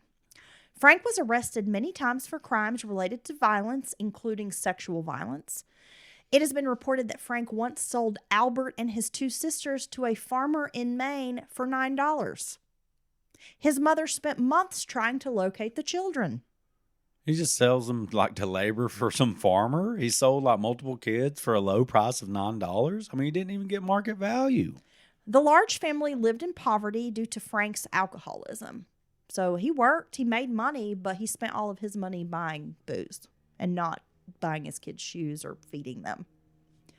Any income he made was spent on booze, and the children were often hungry. DeSalvo and his siblings said their lives improved vastly each time Frank was imprisoned. Well, yeah. So they looked forward to their daddy going back to jail because at least it was a little normal then. A little normal, might get to eat a little more often, and someone's not like beating you or terrorizing you every And night. hurting your mom. And hurting your mom. Frank taught his young son to be a thief at around age 5. The children were exposed to sex early on. Frank would bring sex workers to the family's small apartment and tell the children to watch him perform sex acts. Sex was a prevalent part of their lives. I mean, if mom and dad were doing the nasty, it was not like they tried to keep it quiet or let's wait till the kids go to sleep. Right. It was just in their face. They'd wait till the kids got home from school. No, it's like he has a handbook on how to make a serial killer. Let's be honest. Yep. Frank made no effort to keep these acts private. At age 8, Albert claimed he had his first sexual experience. And let's be honest, Albert, you were being molested. This is assault. It's assault. You poor little child. You were molested. Yep. No other way around it. He allegedly not only had sex with girls and women, but would sometimes agree to have sex with men for money, beginning at a young age. The look on your face. Yeah, I'm thinking back. He was a child. Yes. And it's Yes. pretty And he does not, the way he's describing this is he's not seeing this as That is wrong. This is abuse. This isn't normal, but he doesn't know that. But he doesn't know These that. poor kids Exactly. don't know what normal is. They think this is normal. They think other kids are going through the same thing. And that's one of the most fucked up things about these abusers and these children that grow up like this. They don't even know a lot of times. And when you have this long-term abuse over and over from a very early age, they don't know that it's wrong. They don't know that they need help. They just think it's normal. And that's one of the things that makes me really, it kind of makes me die inside when I hear these types of things. Early on, Albert developed an uncontrollable sex drive and increasingly insatiable sexual urges. As a young child, Albert also admitted to torturing animals. Hypersexuality is a byproduct of this type of abuse. It can be. It can be. You can be on either end of the spectrum. Yeah, so maybe the next time that you're calling your wife a whore, you should think about her childhood trauma. Thanks, Dylan. Yeah, well, yes, ma'am. While Frank was a problematic parent, Charlotte was also considered a neglectful mother. She was not considered very loving or affectionate. Charlotte went out often at night, leaving her children unattended. And I couldn't find more information about whether she was drinking or whatever, but it kind of insinuated that she was also very sexually promiscuous. Yet, despite being a lousy mother, Albert was very attached to her and made it a point to visit her quite often into adulthood. So he's still like seeking approval from his mom. And when he's arrested, he tells police, like, don't let my wife and mom know what I did. Like, Okay. let me be the one to tell them. Yeah. By the time Albert was a teenager, they said he had periods of like he would get into trouble, marked by stretches of good behavior, and he would try to be a good kid and would do that for a few months, but then would fall right back into like being a bad kid, stealing, breaking into houses. It's just no impulse control. He was arrested for assault and fighting multiple times, but claimed that he did not have enough confidence to join a gang. Which I guess was popular at the time. I'm sorry, I mean, don't you've mean got to laugh. you know, this but is like the early 40s, and you kind of have like the little guy gangs. Or it's whatever. not where they dance and they got switchblades and shit like West Side Story. Right, but he's saying I don't have enough confidence to join a gang or really be a tough guy. But he wanted to. But he wanted to be. But he wasn't. And he still had that greaser hair when he was arrested, so he was trying real hard to be like a 30-year-old juvenile delinquent with his hair.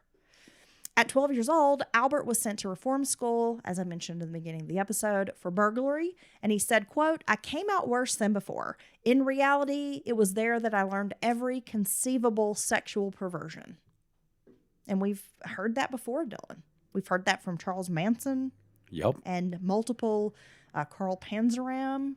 I think this These just reform schools, these state schools for boys. this type of abuse just like shatters Terrible. a young person internally, and I don't think it's something you can recover from. But I think people, You can, I think, but you require intense treatment. right? And I don't think that makes many people. I saw this big ass dude recounting being in prison, and he was like, it was, he said his family, and this guy was a monster. He was huge, just a big muscled up guy. And just he almost alluded to some sexual abuses, and he's like, it doesn't matter how big you are, and it was nothing like what I thought it would be, and he's just bawling like a little baby, and I was like, damn, that's crazy, I mean, Well, our prison system needs some reform, and these kinds of things should not be allowed to happen. no, There should be constant supervision and surveillance. no, and there should be harsh penalties. Yes. I mean, harsh by you're removed from life after you did this to this person. I have no place in our society for certain types of people. No. These monsters, These sorts of behaviors rapists, we should have zero tolerance policies Yes. on sex crimes. molest, rape, sexual assault, beating someone to within an inch of their life. These should come with heavy penalties. And you should certainly not be locked up and allowed to prey on them, because just because someone's in prison doesn't mean they deserve to be a sexual assault or rape victim. Nope. Well, let's face it, these reform schools Oh, they're horrible. were filled with these types of behaviors. sadists and running them. I was going to say, and staff Yes. being the main perpetrators Yeah. of this shit. It's true. They hired psychos to run these places. It's true, It's because fucking awful. no one else wanted to come there so bad except the people that want to victimize and abuse the people locked up predators will always find a way to access children, whether Yeah. they're a Boy Scout leader or they go work at a reform school. It's true. Let's be honest. You go where the fish or are. they decide they want to be a youth pastor. I mean, these piece of shit people are going to try to find a way to get to your kids. Once released, Albert returned to burglarizing homes. And, he's still a teenager at this point. But he found a new sensation. Albert discovered that he felt sexually aroused when he entered people's houses without them knowing, especially when he was in girls' bedrooms. See, this is the rush. I've heard burglars, career burglars, talk about this rush. The idea of sneaking into someone's home, when they're unawares. And some people can't. Some people keep doing it just simply for that rush. They never feel that good doing anything else. Albert also ran away from home multiple times to escape the wrath of his violent father as a young person. By 1939, Frank had abandoned the family, so then he was no longer in the picture. According to Albert, his sexual prowess became known as a teenager. He could not think of anything but sex and had enormous needs. Albert said he spent the summer of 1948 at the beach, where he had pursued many sexual partners. Many of the women were students at colleges in Boston. He would often break into the homes of women, but did not force himself upon them at the time. He just liked breaking in and looking at their things and maybe sitting on their bed. God, what did the Manson family call that? Creepy crawling. Creepy crawling. Shit, dude. That still freaks me out. The idea somebody's been in my house. Just even thinking about it weirds me out. Yeah, it feels like a violation. It's a very intense violation. My home is my sanctuary. Yes. And so I don't want certain energy in my house. I don't want somebody creeping around my house. No. I don't have people over here very often. We don't. Because I just it's my sanctuary. This is where I feel good and safe. And I protect my space and my energy.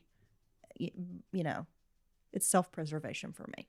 I agree. Now, on September 3rd of 1948, at the age of 17, Albert enlisted in the U.S. Army. The Army provided the structure and discipline that Albert needed to succeed. He vowed to become the best soldier possible. During his enlistment, Albert embraced the Army's lifestyle. He became an impeccable soldier, enjoying the respect that he earned for a job well done. He took part in the Army's sporting events. Albert learned he was a talented, very skilled boxer. He began training vigorously and was twice awarded the Army Middleweight Championship in Europe. So this goes to show that he's a stout guy. So yeah, he's got them hands. He's not a big dude, but he's stout and really tough. So it would be easy for someone like Albert to overpower these women because he was like a stout little fucker and a boxer. Well, yeah. So I mean. Well, yeah. no, that's intense athleticism. I mean, they're very, very big time. So in 1949, Albert was sent to Germany for 5 years, and according to Albert, his sexual appetites were prominent. He engaged in promiscuous sex with many women, including married women of German officers, the wives of military officers, while he was in Germany. Meanwhile, while he's in the Army, Albert is still breaking into homes and businesses. He just can't let it go. He just cannot. It was in Frankfurt, Germany, at age 22, that Albert met a woman who would become his wife.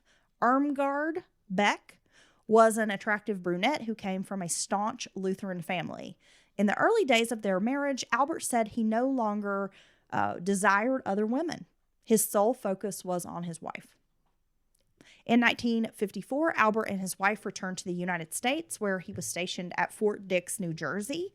Albert had grown bored with the Army by then, so he said he spent a lot of time driving around looking for homes to burglarize. In December of 1954, dressed in his Army uniform, Albert knocked on the door of a home. He told the young woman who had answered the door that a prowler was trying to break in her home, that he had seen a prowler.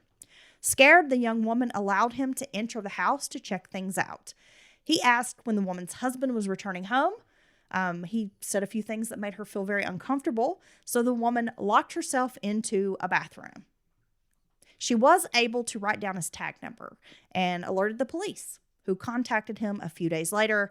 He told police he was simply trying to do a good deed, and this woman had blown the situation way out of proportion. So he's trying to act like he truly did see a prowler and was trying to help the woman. Yes. Okay. But I think that shows the beginning. He's practicing. He's started, Yeah. and then by the early 60s, he's the measuring man. It's the escalation of deviant behavior. We've talked about it time and again.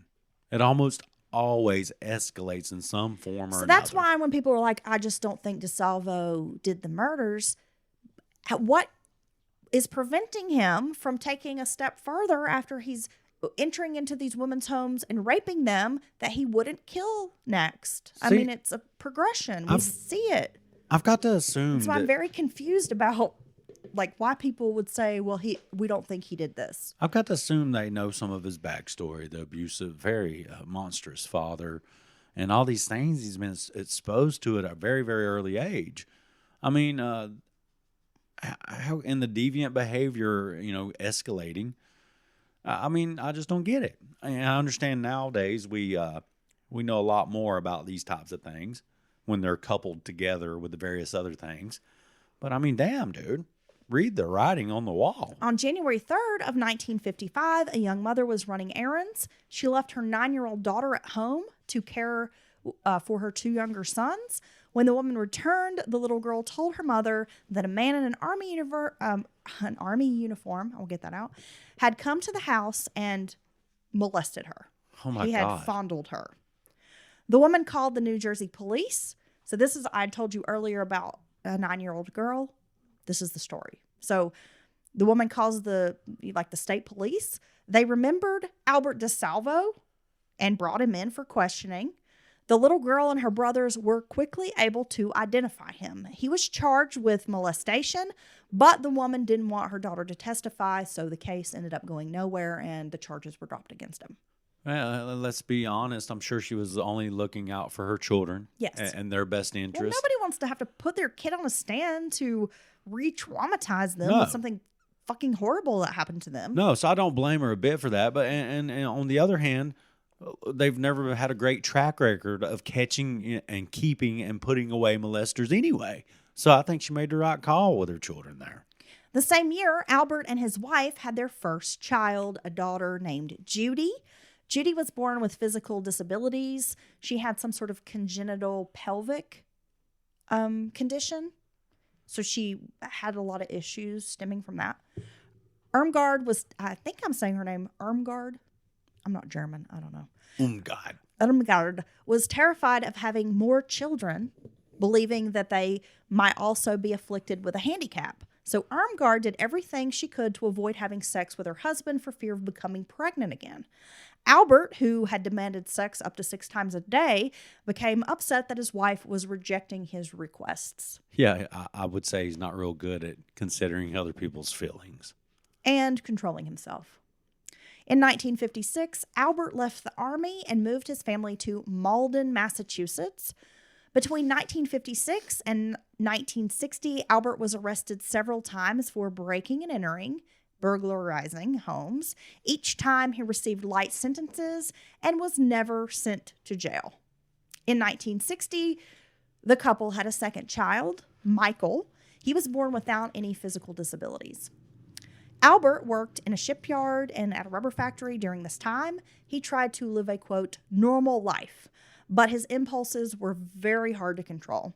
Albert said the instincts were beyond his control, though he knew he was doing wrong, but he just could not keep them in check and control them. So even if he tried, it's just beyond his control in his mind. During this time, people knew DeSalvo as a good father. He was decent, polite, and a hard worker. He was a devoted dad who cared for the children and treated his wife with tenderness. Their only marital issue was their sex life. After Albert was arrested for being the measuring man, as we know, he served only 11 months in prison. Once released, he tried to seek forgiveness from Irmgard. She, however, declared he was dirty and made her sick. Ooh. So she was like, didn't want to have anything to do with him. She was disgusted by his behavior. She was like, nah. To avoid divorce, Albert promised he would be on his best behavior. And then he took a new job, Dylan, that allowed him into private residences to repair boilers. He's the wrong guy to be letting through the door. In Susan Kelly's book, The Boston Stranglers, the public conviction of Albert DeSalvo and the true story of 11 shocking murders, makes a persuasive argument that he is innocent. She points to the fact there was no physical evidence, no fingerprints, and no DNA analysis, which we know didn't really exist at that time. but there was nothing to link him to these murders. Salem cigarettes were found at 2 of the crime scenes, at Sophie Clark's murder and Mary Sullivan's. Now, at Sophie Clark's, he claims he found those in the bureau and knocked them on the floor. But she's trying to point to the fact that he wasn't a smoker. So why would he have cigarettes there? He's not a smoker.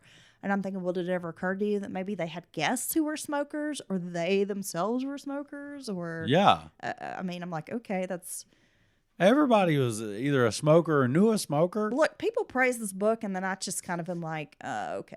I was watching Sure. some self-defense stuff. It was like self-defense in the 90s be like, even in the early 90s, and the guy's move was to throw your cigarette in the person's eye, and then when they recoil, you attack all their body. Yes. And this is the early 90s, bro. Yes. Eyewitnesses did not recognize DeSalvo, yet Dylan, we know eyewitness accounts are unreliable. How many times have people gone to prison based on eyewitness testimony only to have their sentence overturned later when DNA testing comes into play or some other type of physical evidence? We've seen this time and time again. The Innocence Project has released how many people based on circumstantial evidence like eyewitness testimony? It's true, and it doesn't even mean that the eyewitnesses are out to lie or trick. It literally comes down to your brain. It wants to fill in the gaps. And the way it your wants brain to works. make things make sense. Yeah. And sometimes we'll create something that's not there to rationalize just so you can make sense of it. Yeah, exactly. And I'm going to assume when DeSalvo and Nasser are sitting beside each other, Nasser's probably a pretty damn mean-looking guy too, this career, criminal who's been locked up forever. So, I mean, that doesn't surprise me that much. On January 9th of 1967, Albert DeSalvo was tried for his Green Man crimes. The Green Man crimes. It makes me think of Intro Detective, the very first season, when they talk about the guy who had like the spaghetti face and the green. Didn't they call him like the Green Man or something? I think so. So the Green Man crimes included the sexual assaults and robberies. Lee Bailey chose to invoke the insanity defense, introducing 2 psychiatrists as key witnesses. According to the specialist, DeSalvo was a paranoid schizophrenic. The doctors tried to integrate the murders into his psychiatric history. Even if he was not being judged as the strangler, the jury could acknowledge his insanity and details of the murders. So at the end of the day, Albert DeSalvo was not tried for the Boston Strangler murders. Oh, wow. DeSalvo was sentenced to life in prison in 1967. So he is being sent to prison based on these rapes, but not the murders. Really? Yeah. I never realized that. Yeah, no one's actually been charged and convicted of the crimes. So I guess they're considered unsolved, really, if you think about it. Well, and I think that would be another feather in the cap on the side of he didn't do it. He's not the guy. But they realized without the physical evidence to go along with it, I mean, it would be really hard to prosecute him. Well, besides his detailed confession. Well, yeah. I mean, besides the fact the guy knew what color a bottle cap was that was hidden behind the trash can. I mean, yeah. Well, I guess someone can get up there and say, well, somebody must have told him that. Well, that's the thing. People think he do this stuff based on what he'd read in the newspapers and that he had possibly talked to the real killer. And they pointed to the fact that he had this photographic memory. Okay. Well, yeah, obviously. That's why he's recounting some very minute, specific details. But even somebody who has a photographic memory and a very average IQ, that's going to know everything about.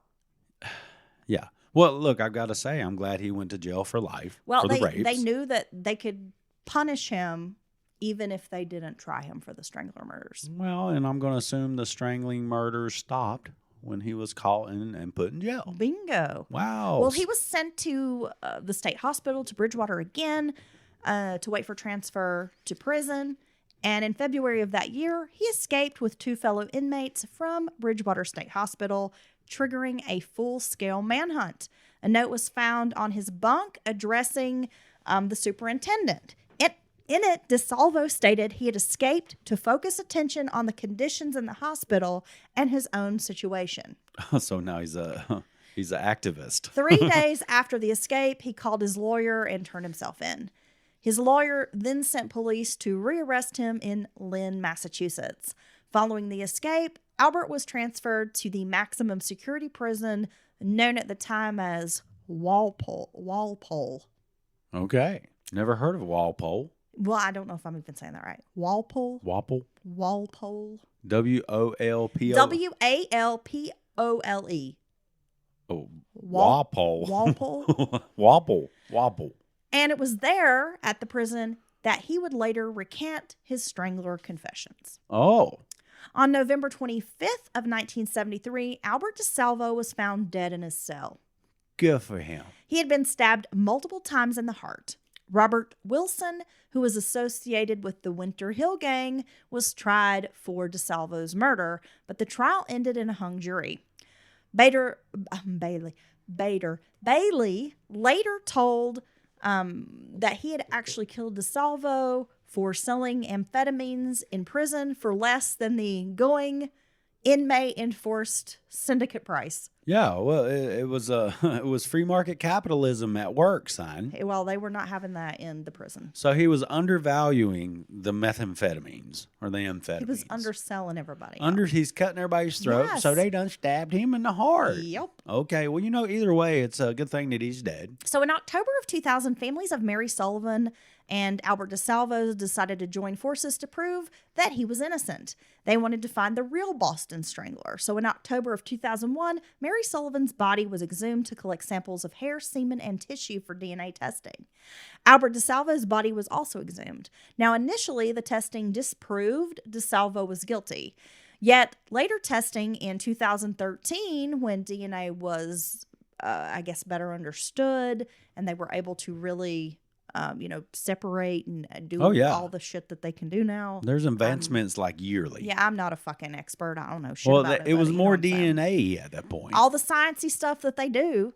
In 2013, later testing uncovered that DeSalvo was actually responsible for Mary Sullivan's murder. That it was his DNA. They found seminal fluid on the blanket. Yeah. And that he had actually killed her. Now, wasn't that the case where they were like, well, we're not sure it's the same guy because there's seminal fluid and it's a little bit different? Wow. So in 2013, they had definitive proof, finally. Yes. That at the very least, he was responsible for her And her nephew, murder. I believe his name is Casey Sherman. He was one of the main drivers of not believing DeSalvo was guilty and really fighting to find out who killed his aunt and wanted closure. And so he accepted this and accepted that DeSalvo was actually the murderer of Mary Sullivan. Well, in her case, I think it's been proven. The district attorney at the time, a man named Conley, said, quote, "We now have to look very closely at the possibility that he also committed at least some of the other sexual homicides to which he confessed." The Strangler murders ceased after DeSalvo's arrest and incarceration. Okay, so here's where we're going to talk a little bit about the psychology behind rapes, the kind of rape that, we think DeSalvo committed and all that. We said in episode 1 we would get to it. Okay. So 3 major categories of rapists are identified based on the psychological and emotional needs fulfilled by these sexual assaults. The power rapist is the most common. They commit premeditated attacks designed to force sexual submission on victims. And I think Albert DeSalvo, he previously admitted during the Measuring Men cases that the enjoyment came from getting one over on these women that he felt were Above better him. than him, more physically attractive, more educated, just all around out of his league or better than him, right? They had a nicer car So than I me. think that makes sense, but he also falls, in my opinion, into these other categories, Dylan. Less common is the anger rapist, who is also considered one of the most dangerous.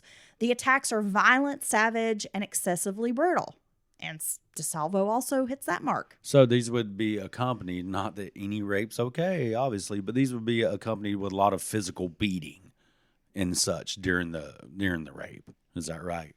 The sexual sadist rapist uses sex to express power and anger in often bizarre ritualistic behavior verging on lust murder. He fits that as well. I agree. He fits all three categories. Often there are misguided notions about rape, that it's a crime of sexual arousal, that most rapists are adult males, and that somehow pornography is triggering for rapists. Another misconception that we've seen come to the forefront is that these nuisance offenders, like peeping toms, window peepers, flashers, that they're harmless. And 68% of sexual rapists interviewed by the FBI admit they have engaged in voyeuristic and exhibitionist activities. I'm telling you, dude. I'm telling you. We had a neighbor who had a kid.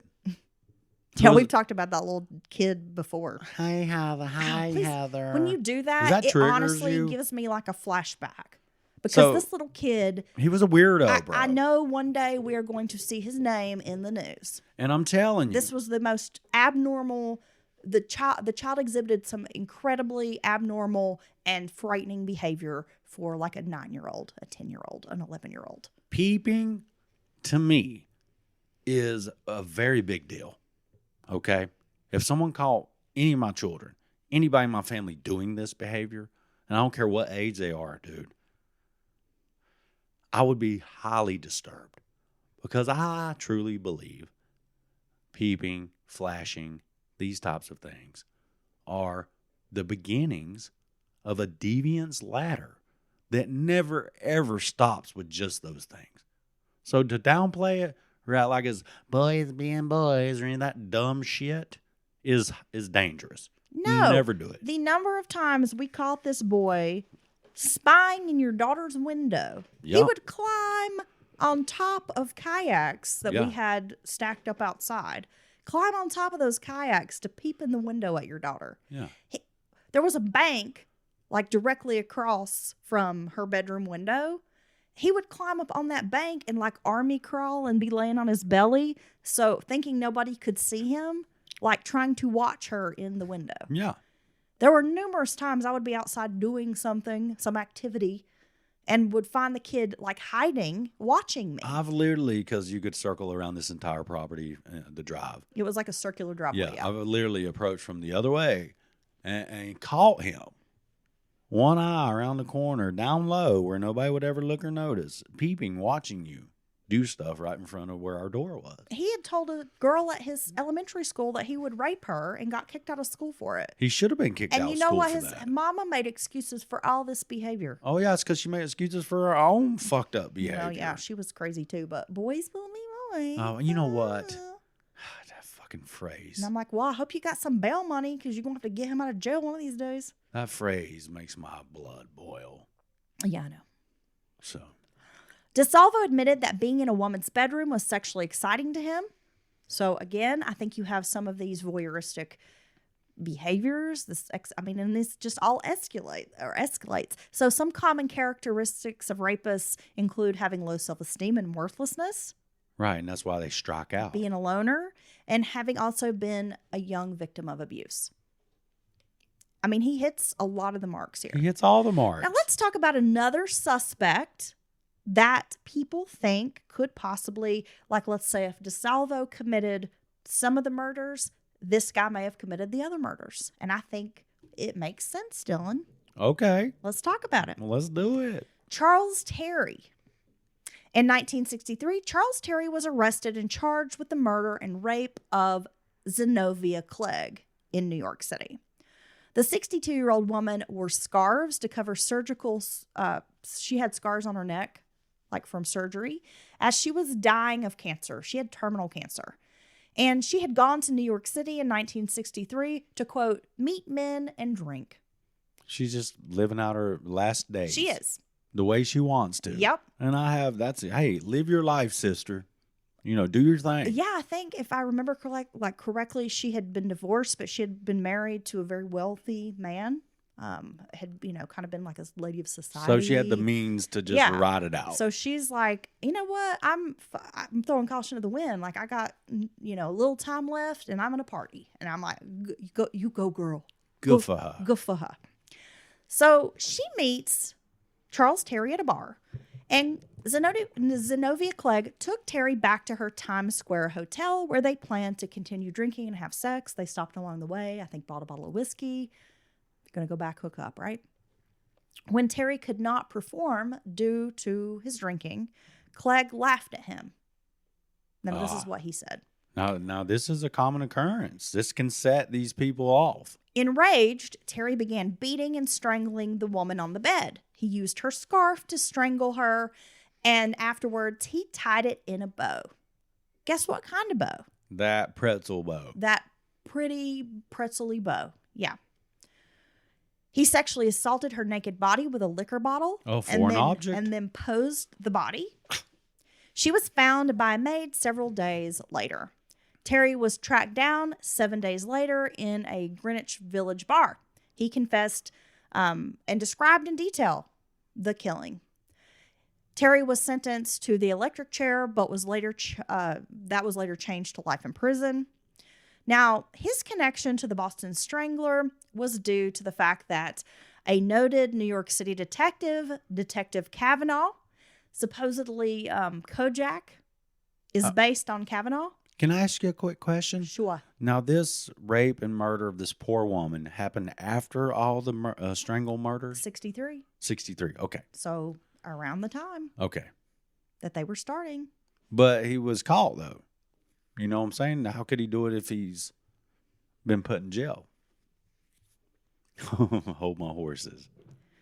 So his connection to, but you have to remember, there was the older women murders. Yes. And then there were the younger women. So it's almost like. It stopped and then it started again.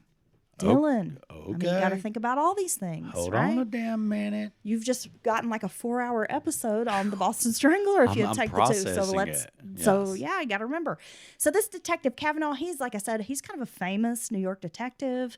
He, as I said, Kojak was based on him, but they said instead of a lollipop, this guy was like a chain smoker. Right. I think like old school detective. I think he chose the lollipop because he liked to suck on it. Telly Savalas, we're talking about people. Well, Kavanaugh saw the similarities in the Boston Strangler murders. Terry had let it be known during interrogation that he often spent weekends in Boston, coinciding with the times most of the murders had been committed. Because if you remember, Dylan, only 2 of them were committed during the week. Right.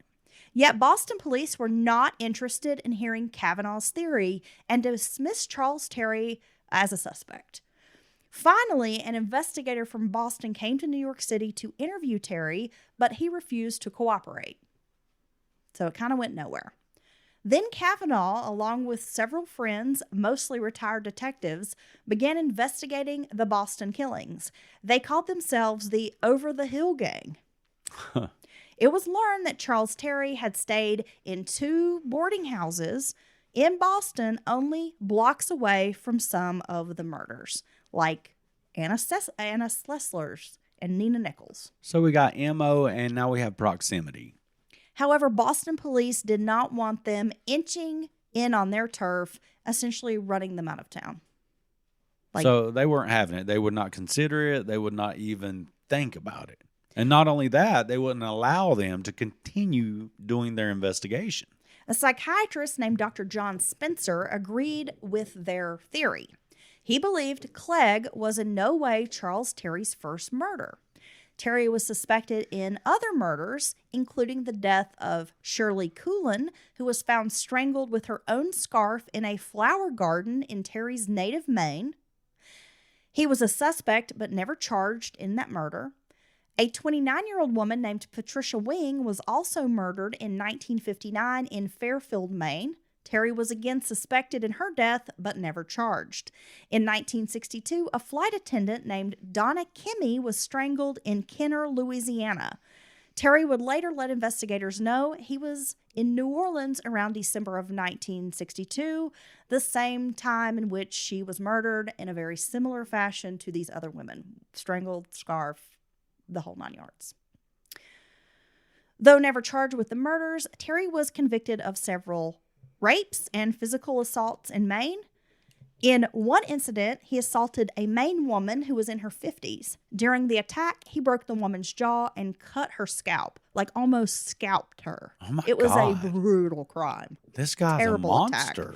While serving time, Terry was diagnosed as an intelligent psychopath with a sexual sadism disorder. So he is kind of considered a front runner as one of the top suspects when people say Albert DeSalvo wasn't the guy, or at least didn't kill all the women. Charles Terry's a pretty good suspect. Well, I mean, I gotta say that seems like it might have legs to a degree. Yeah, so if you're interested in finding out more about Charles Terry, there's a lot of information out there. We should shoot him too, just to make sure. I mean, we could cover him potentially one day. Let's kill them all. All these monsters. He's on the East Coast, Dylan. So that has been the Boston Strangler Part 2. Oh my gosh, I gotta say, Heather, you've done it again. You took a big old case. I did it again. Oops. Oops. She took a big old case, big famous case, and you really dug in with your ways. I dug in so hard that I have messed my shoulder up. She done broke her Okay. shoulder, I y'all. was shoveling down so deep, I've done hurt my shoulder. But I'm fascinated, and I learned so much, and appreciate your story here on the Boston Strangler. Thank you. It was a lot of hard work. Yes, it is. You work many days on episodes like this, especially on every episode. It's a This hard- girl it's- don't play. True crime podcasting is a hard knock life. It's a hard knock life for us. It's a hard knock life for her. Oh, look, let me say, I carry on, I fool around. People know this. I want Yeah. to apologize to you if I was going to say, yeah, you fool around, you call me a bitch. No, look, whore. listen, quit. You can't live in the past. That's what I say. That's what I say to you. I'm like, why you got to be bringing up old shit? But no, I want to apologize to you publicly if my carrying ons made you feel any type of way. I truly apologize. Well, I guess I apologize for threatening to stab you with my pen What ain't nobody ever did that before, so that's the game. early on. And to any listener, male or female, if I've ever carrying on being a goofball dumbass that I do, ever said anything that made you get triggered or feel something from past anythings, I want to say I'm sorry, and I would never it was my intention. So yeah, I'm being for real. This is for real. You are for real. Now let Dr. Dillon see them titties. Oh, I'm God. I'm just kidding. That was too. It was too good. Because I thought earlier about doing that, and I was like, nah, then your apology's not going to seem real. But I mean, come on, the timing. It sounds like you missed your calling. No, but as truly, as a mammographer. True, and a measurement. I want to be the measuring man. Ew. I wanna- I have to have a mammogram soon, Dylan. And while they're squeezing my titty into that weird, uncomfortable machine, like Ugh. you have to move it around. No, I'm and sorry. then That sounds flattening horrible. it and squishing Oh, it. that sounds painful. It's weird. It's awkward. I'm very short, so they have to like lower the machine. You have to got some phone books in there for you and to then stand on top of it, I'm old, so they got to lower the machine like down to my waist in order to put my titty in it. So I'll be thinking about you Oh, when the mammographer. thank you. Typically, it's usually a nice lady I see. When I will tell her, my husband says you should say, "Show me how it is." Are you Charlie Murphy? Show me how it is, Charlie Murphy. No, but thank you Show again. Charlie Murphy how it is. My apology to everyone, Dave including Chappelle. my wife, was heartfelt and serious. I do mean that, and I apologize. That's okay, Dylan. You know what? And, I'm going to you know start what? pretending I'm a doctor, and then I need to check your prostate Yeah, baby. but with like 3 fingers. Shit, so girl, you bend better- over. Yeah. Whatever Get you some would, equipment. you would freak out. I need to know what's going on up there. I hadn't done my old man, the old prostate check You're yet. middle age. Yeah, I'm looking forward to it Stuff. because I really want to get a professional to tell me what they think's happening up there because I have some suspicions myself. I have some suspicions about what be happening up there too. Yeah, I mean, I want somebody. Especially, when we had chili for dinner last night, and I've been concerned all day. Yeah. No, seriously, I want someone who knows what they're doing to get up in there and root around. Find out if I'm okay, Doc. I pee a lot. Are you trying to tell me something? No, I'm telling you, I get woke up and I have to pee a lot. I can't even get 8 hours of sleep up We this should bitch. probably stop drinking Monsters before bed. You think that would help? And I'm like, why are you drinking an energy drink at 2 a.m? And you're like, because I'm thirsty. Well, and then I lay straight down and go to sleep because I'm neurodivergent, and you know this. And then you drink Mountain Dew, I ain't been which drinking is that. terrible for you. Hey, look here. I'm all jacked up on Mountain Dew, old man. Look, I don't, for one, you take that back, I'm what you said judging about you. Mountain Dew. It is the nectar of the gods, and it tastes so good when it hits your lips. It's gross. But I've been drinking less of Mountain Dew it with a because I'm pretty passion. sure you could clean like the Statue of Liberty with Mountain Dew, and it would do a great job. I've been drinking less Mountain Dew, but I got to work on those white monsters, the sugar-free white monster. I don't know what to do. They're so good, and I don't even get jacked up off them because I'm so ADD.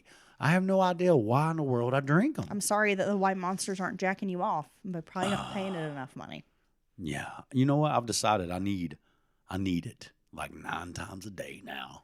The white monster? No. I believe that because you will drink. Oh, no. So, I even bought you a case of them. It was And I 12. know that we're trying to wrap up. People are like, okay, y'all been talking for It's 2 12, hours. 16 ounces. But I bought you a case because I thought, okay, this is like a cost saving measure because you spend so much money buying these every day. And you buy them at the gas station and they're like way overpriced. So I'm going to get you this case Right.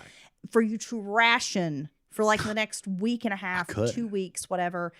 That case was gone in like 2 days. No, it was more than 2 Buddy. days. But look, I Buddy. couldn't. They were just in there. Every time I'd open the fridge, it'd be like icy condensation, just frosty, just going down the can. It'd be like, hey, Dylan, It tastes so gross. don't you want I've never been a fan of energy drinks. And the one time that you were like, oh no, this one's good, try it. It tastes like asshole. I was like, don't It you- doesn't even taste as good as asshole. Look, I'm Dylan. telling you what the monster said every time I opened the refrigerator. I was like, It's so gross. don't you want to taste? That shit is so bad for you too. I just don't understand why you're poisoning your body with Mountain Dew and Monsters. Pop that top and go ahead and take a big swig of You know what, Dylan?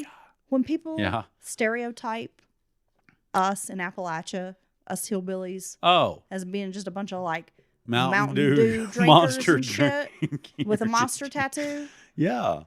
you're fulfilling that You're stereotype. saying, well, I'm living it, bud. You need to get you a monster tattoo. This is I think they're kind of cool design. I'll be honest with you.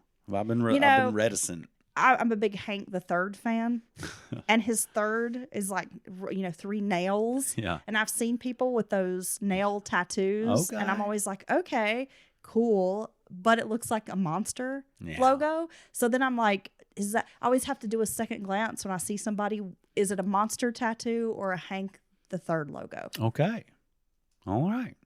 There we go. A little bit of logic, a little bit of wisdom, if you will, coming here at the end of the episode. You could get a monster tattoo on your face. All right. Like I opened up the show, Renee, we hope you feel better. And if you want to hear more of Dylan saying dumb shit and Heather's incredible stories, then you can slide on over there to patreon.com/Mountain Murders Podcast. And you can sign up and be one of our patrons for just a couple bucks a month if you want. Not only do you support the podcast directly, But you're also supporting Dylan's monster addiction. and you're also You're contributing to no. Dylan's downfall. I've told people before. So please sign up. Let's get this man to drink some more monsters. I don't buy cigarettes, beer, or monsters with patron money. I'm not trying to prolong your life much further, Dylan, because you really be in on my nerves lately. And I'm going to tell you why I don't, because that money comes into Heather's account and she wouldn't allow it. But anyway, you can sign See, up. this is what I'm looking forward to about going on the road with you for our van life, our ambulance true crime tour, Yeah. is that I will be the one to dole out your allowance. Yeah. And I'm not going to allow certain things. Well, hold so on you're now. going to have to start selling feet pics Okay. to fund your vices. Really? Not even cigarettes or a white monster? I ain't paying for Man, no fuck monsters. that. Ain't going to work, bro. Well, I guess you stay in You know here. what? You know what? I'm a panhandle. Well, then I'll send I'll you be a like- postcard I'll be like, from the road. I'll be like, anything helps. Willing to work for Mountain Dew and monsters and Marlboro I will Lights in let a you box. check my prostate for some monsters. You know, I might do that. Okay. Well, on that note, Dylan, talked about your butthole enough. Let's wrap it up. All right, Heather. Thank you very much again. And we'll be back with our midweek. I don't even want to promise them that it'll be Wednesday. It's going to be sometime this week. We'll have a sometime this week. That's what we're going to Yeah, call it. absolutely. And this time we will not be discussing any part of Dylan's anatomy Nope. or examinations of his said anatomy. Well, are you sure? All right, Dylan. All right. You have a good night. Bye, Heather. Bye.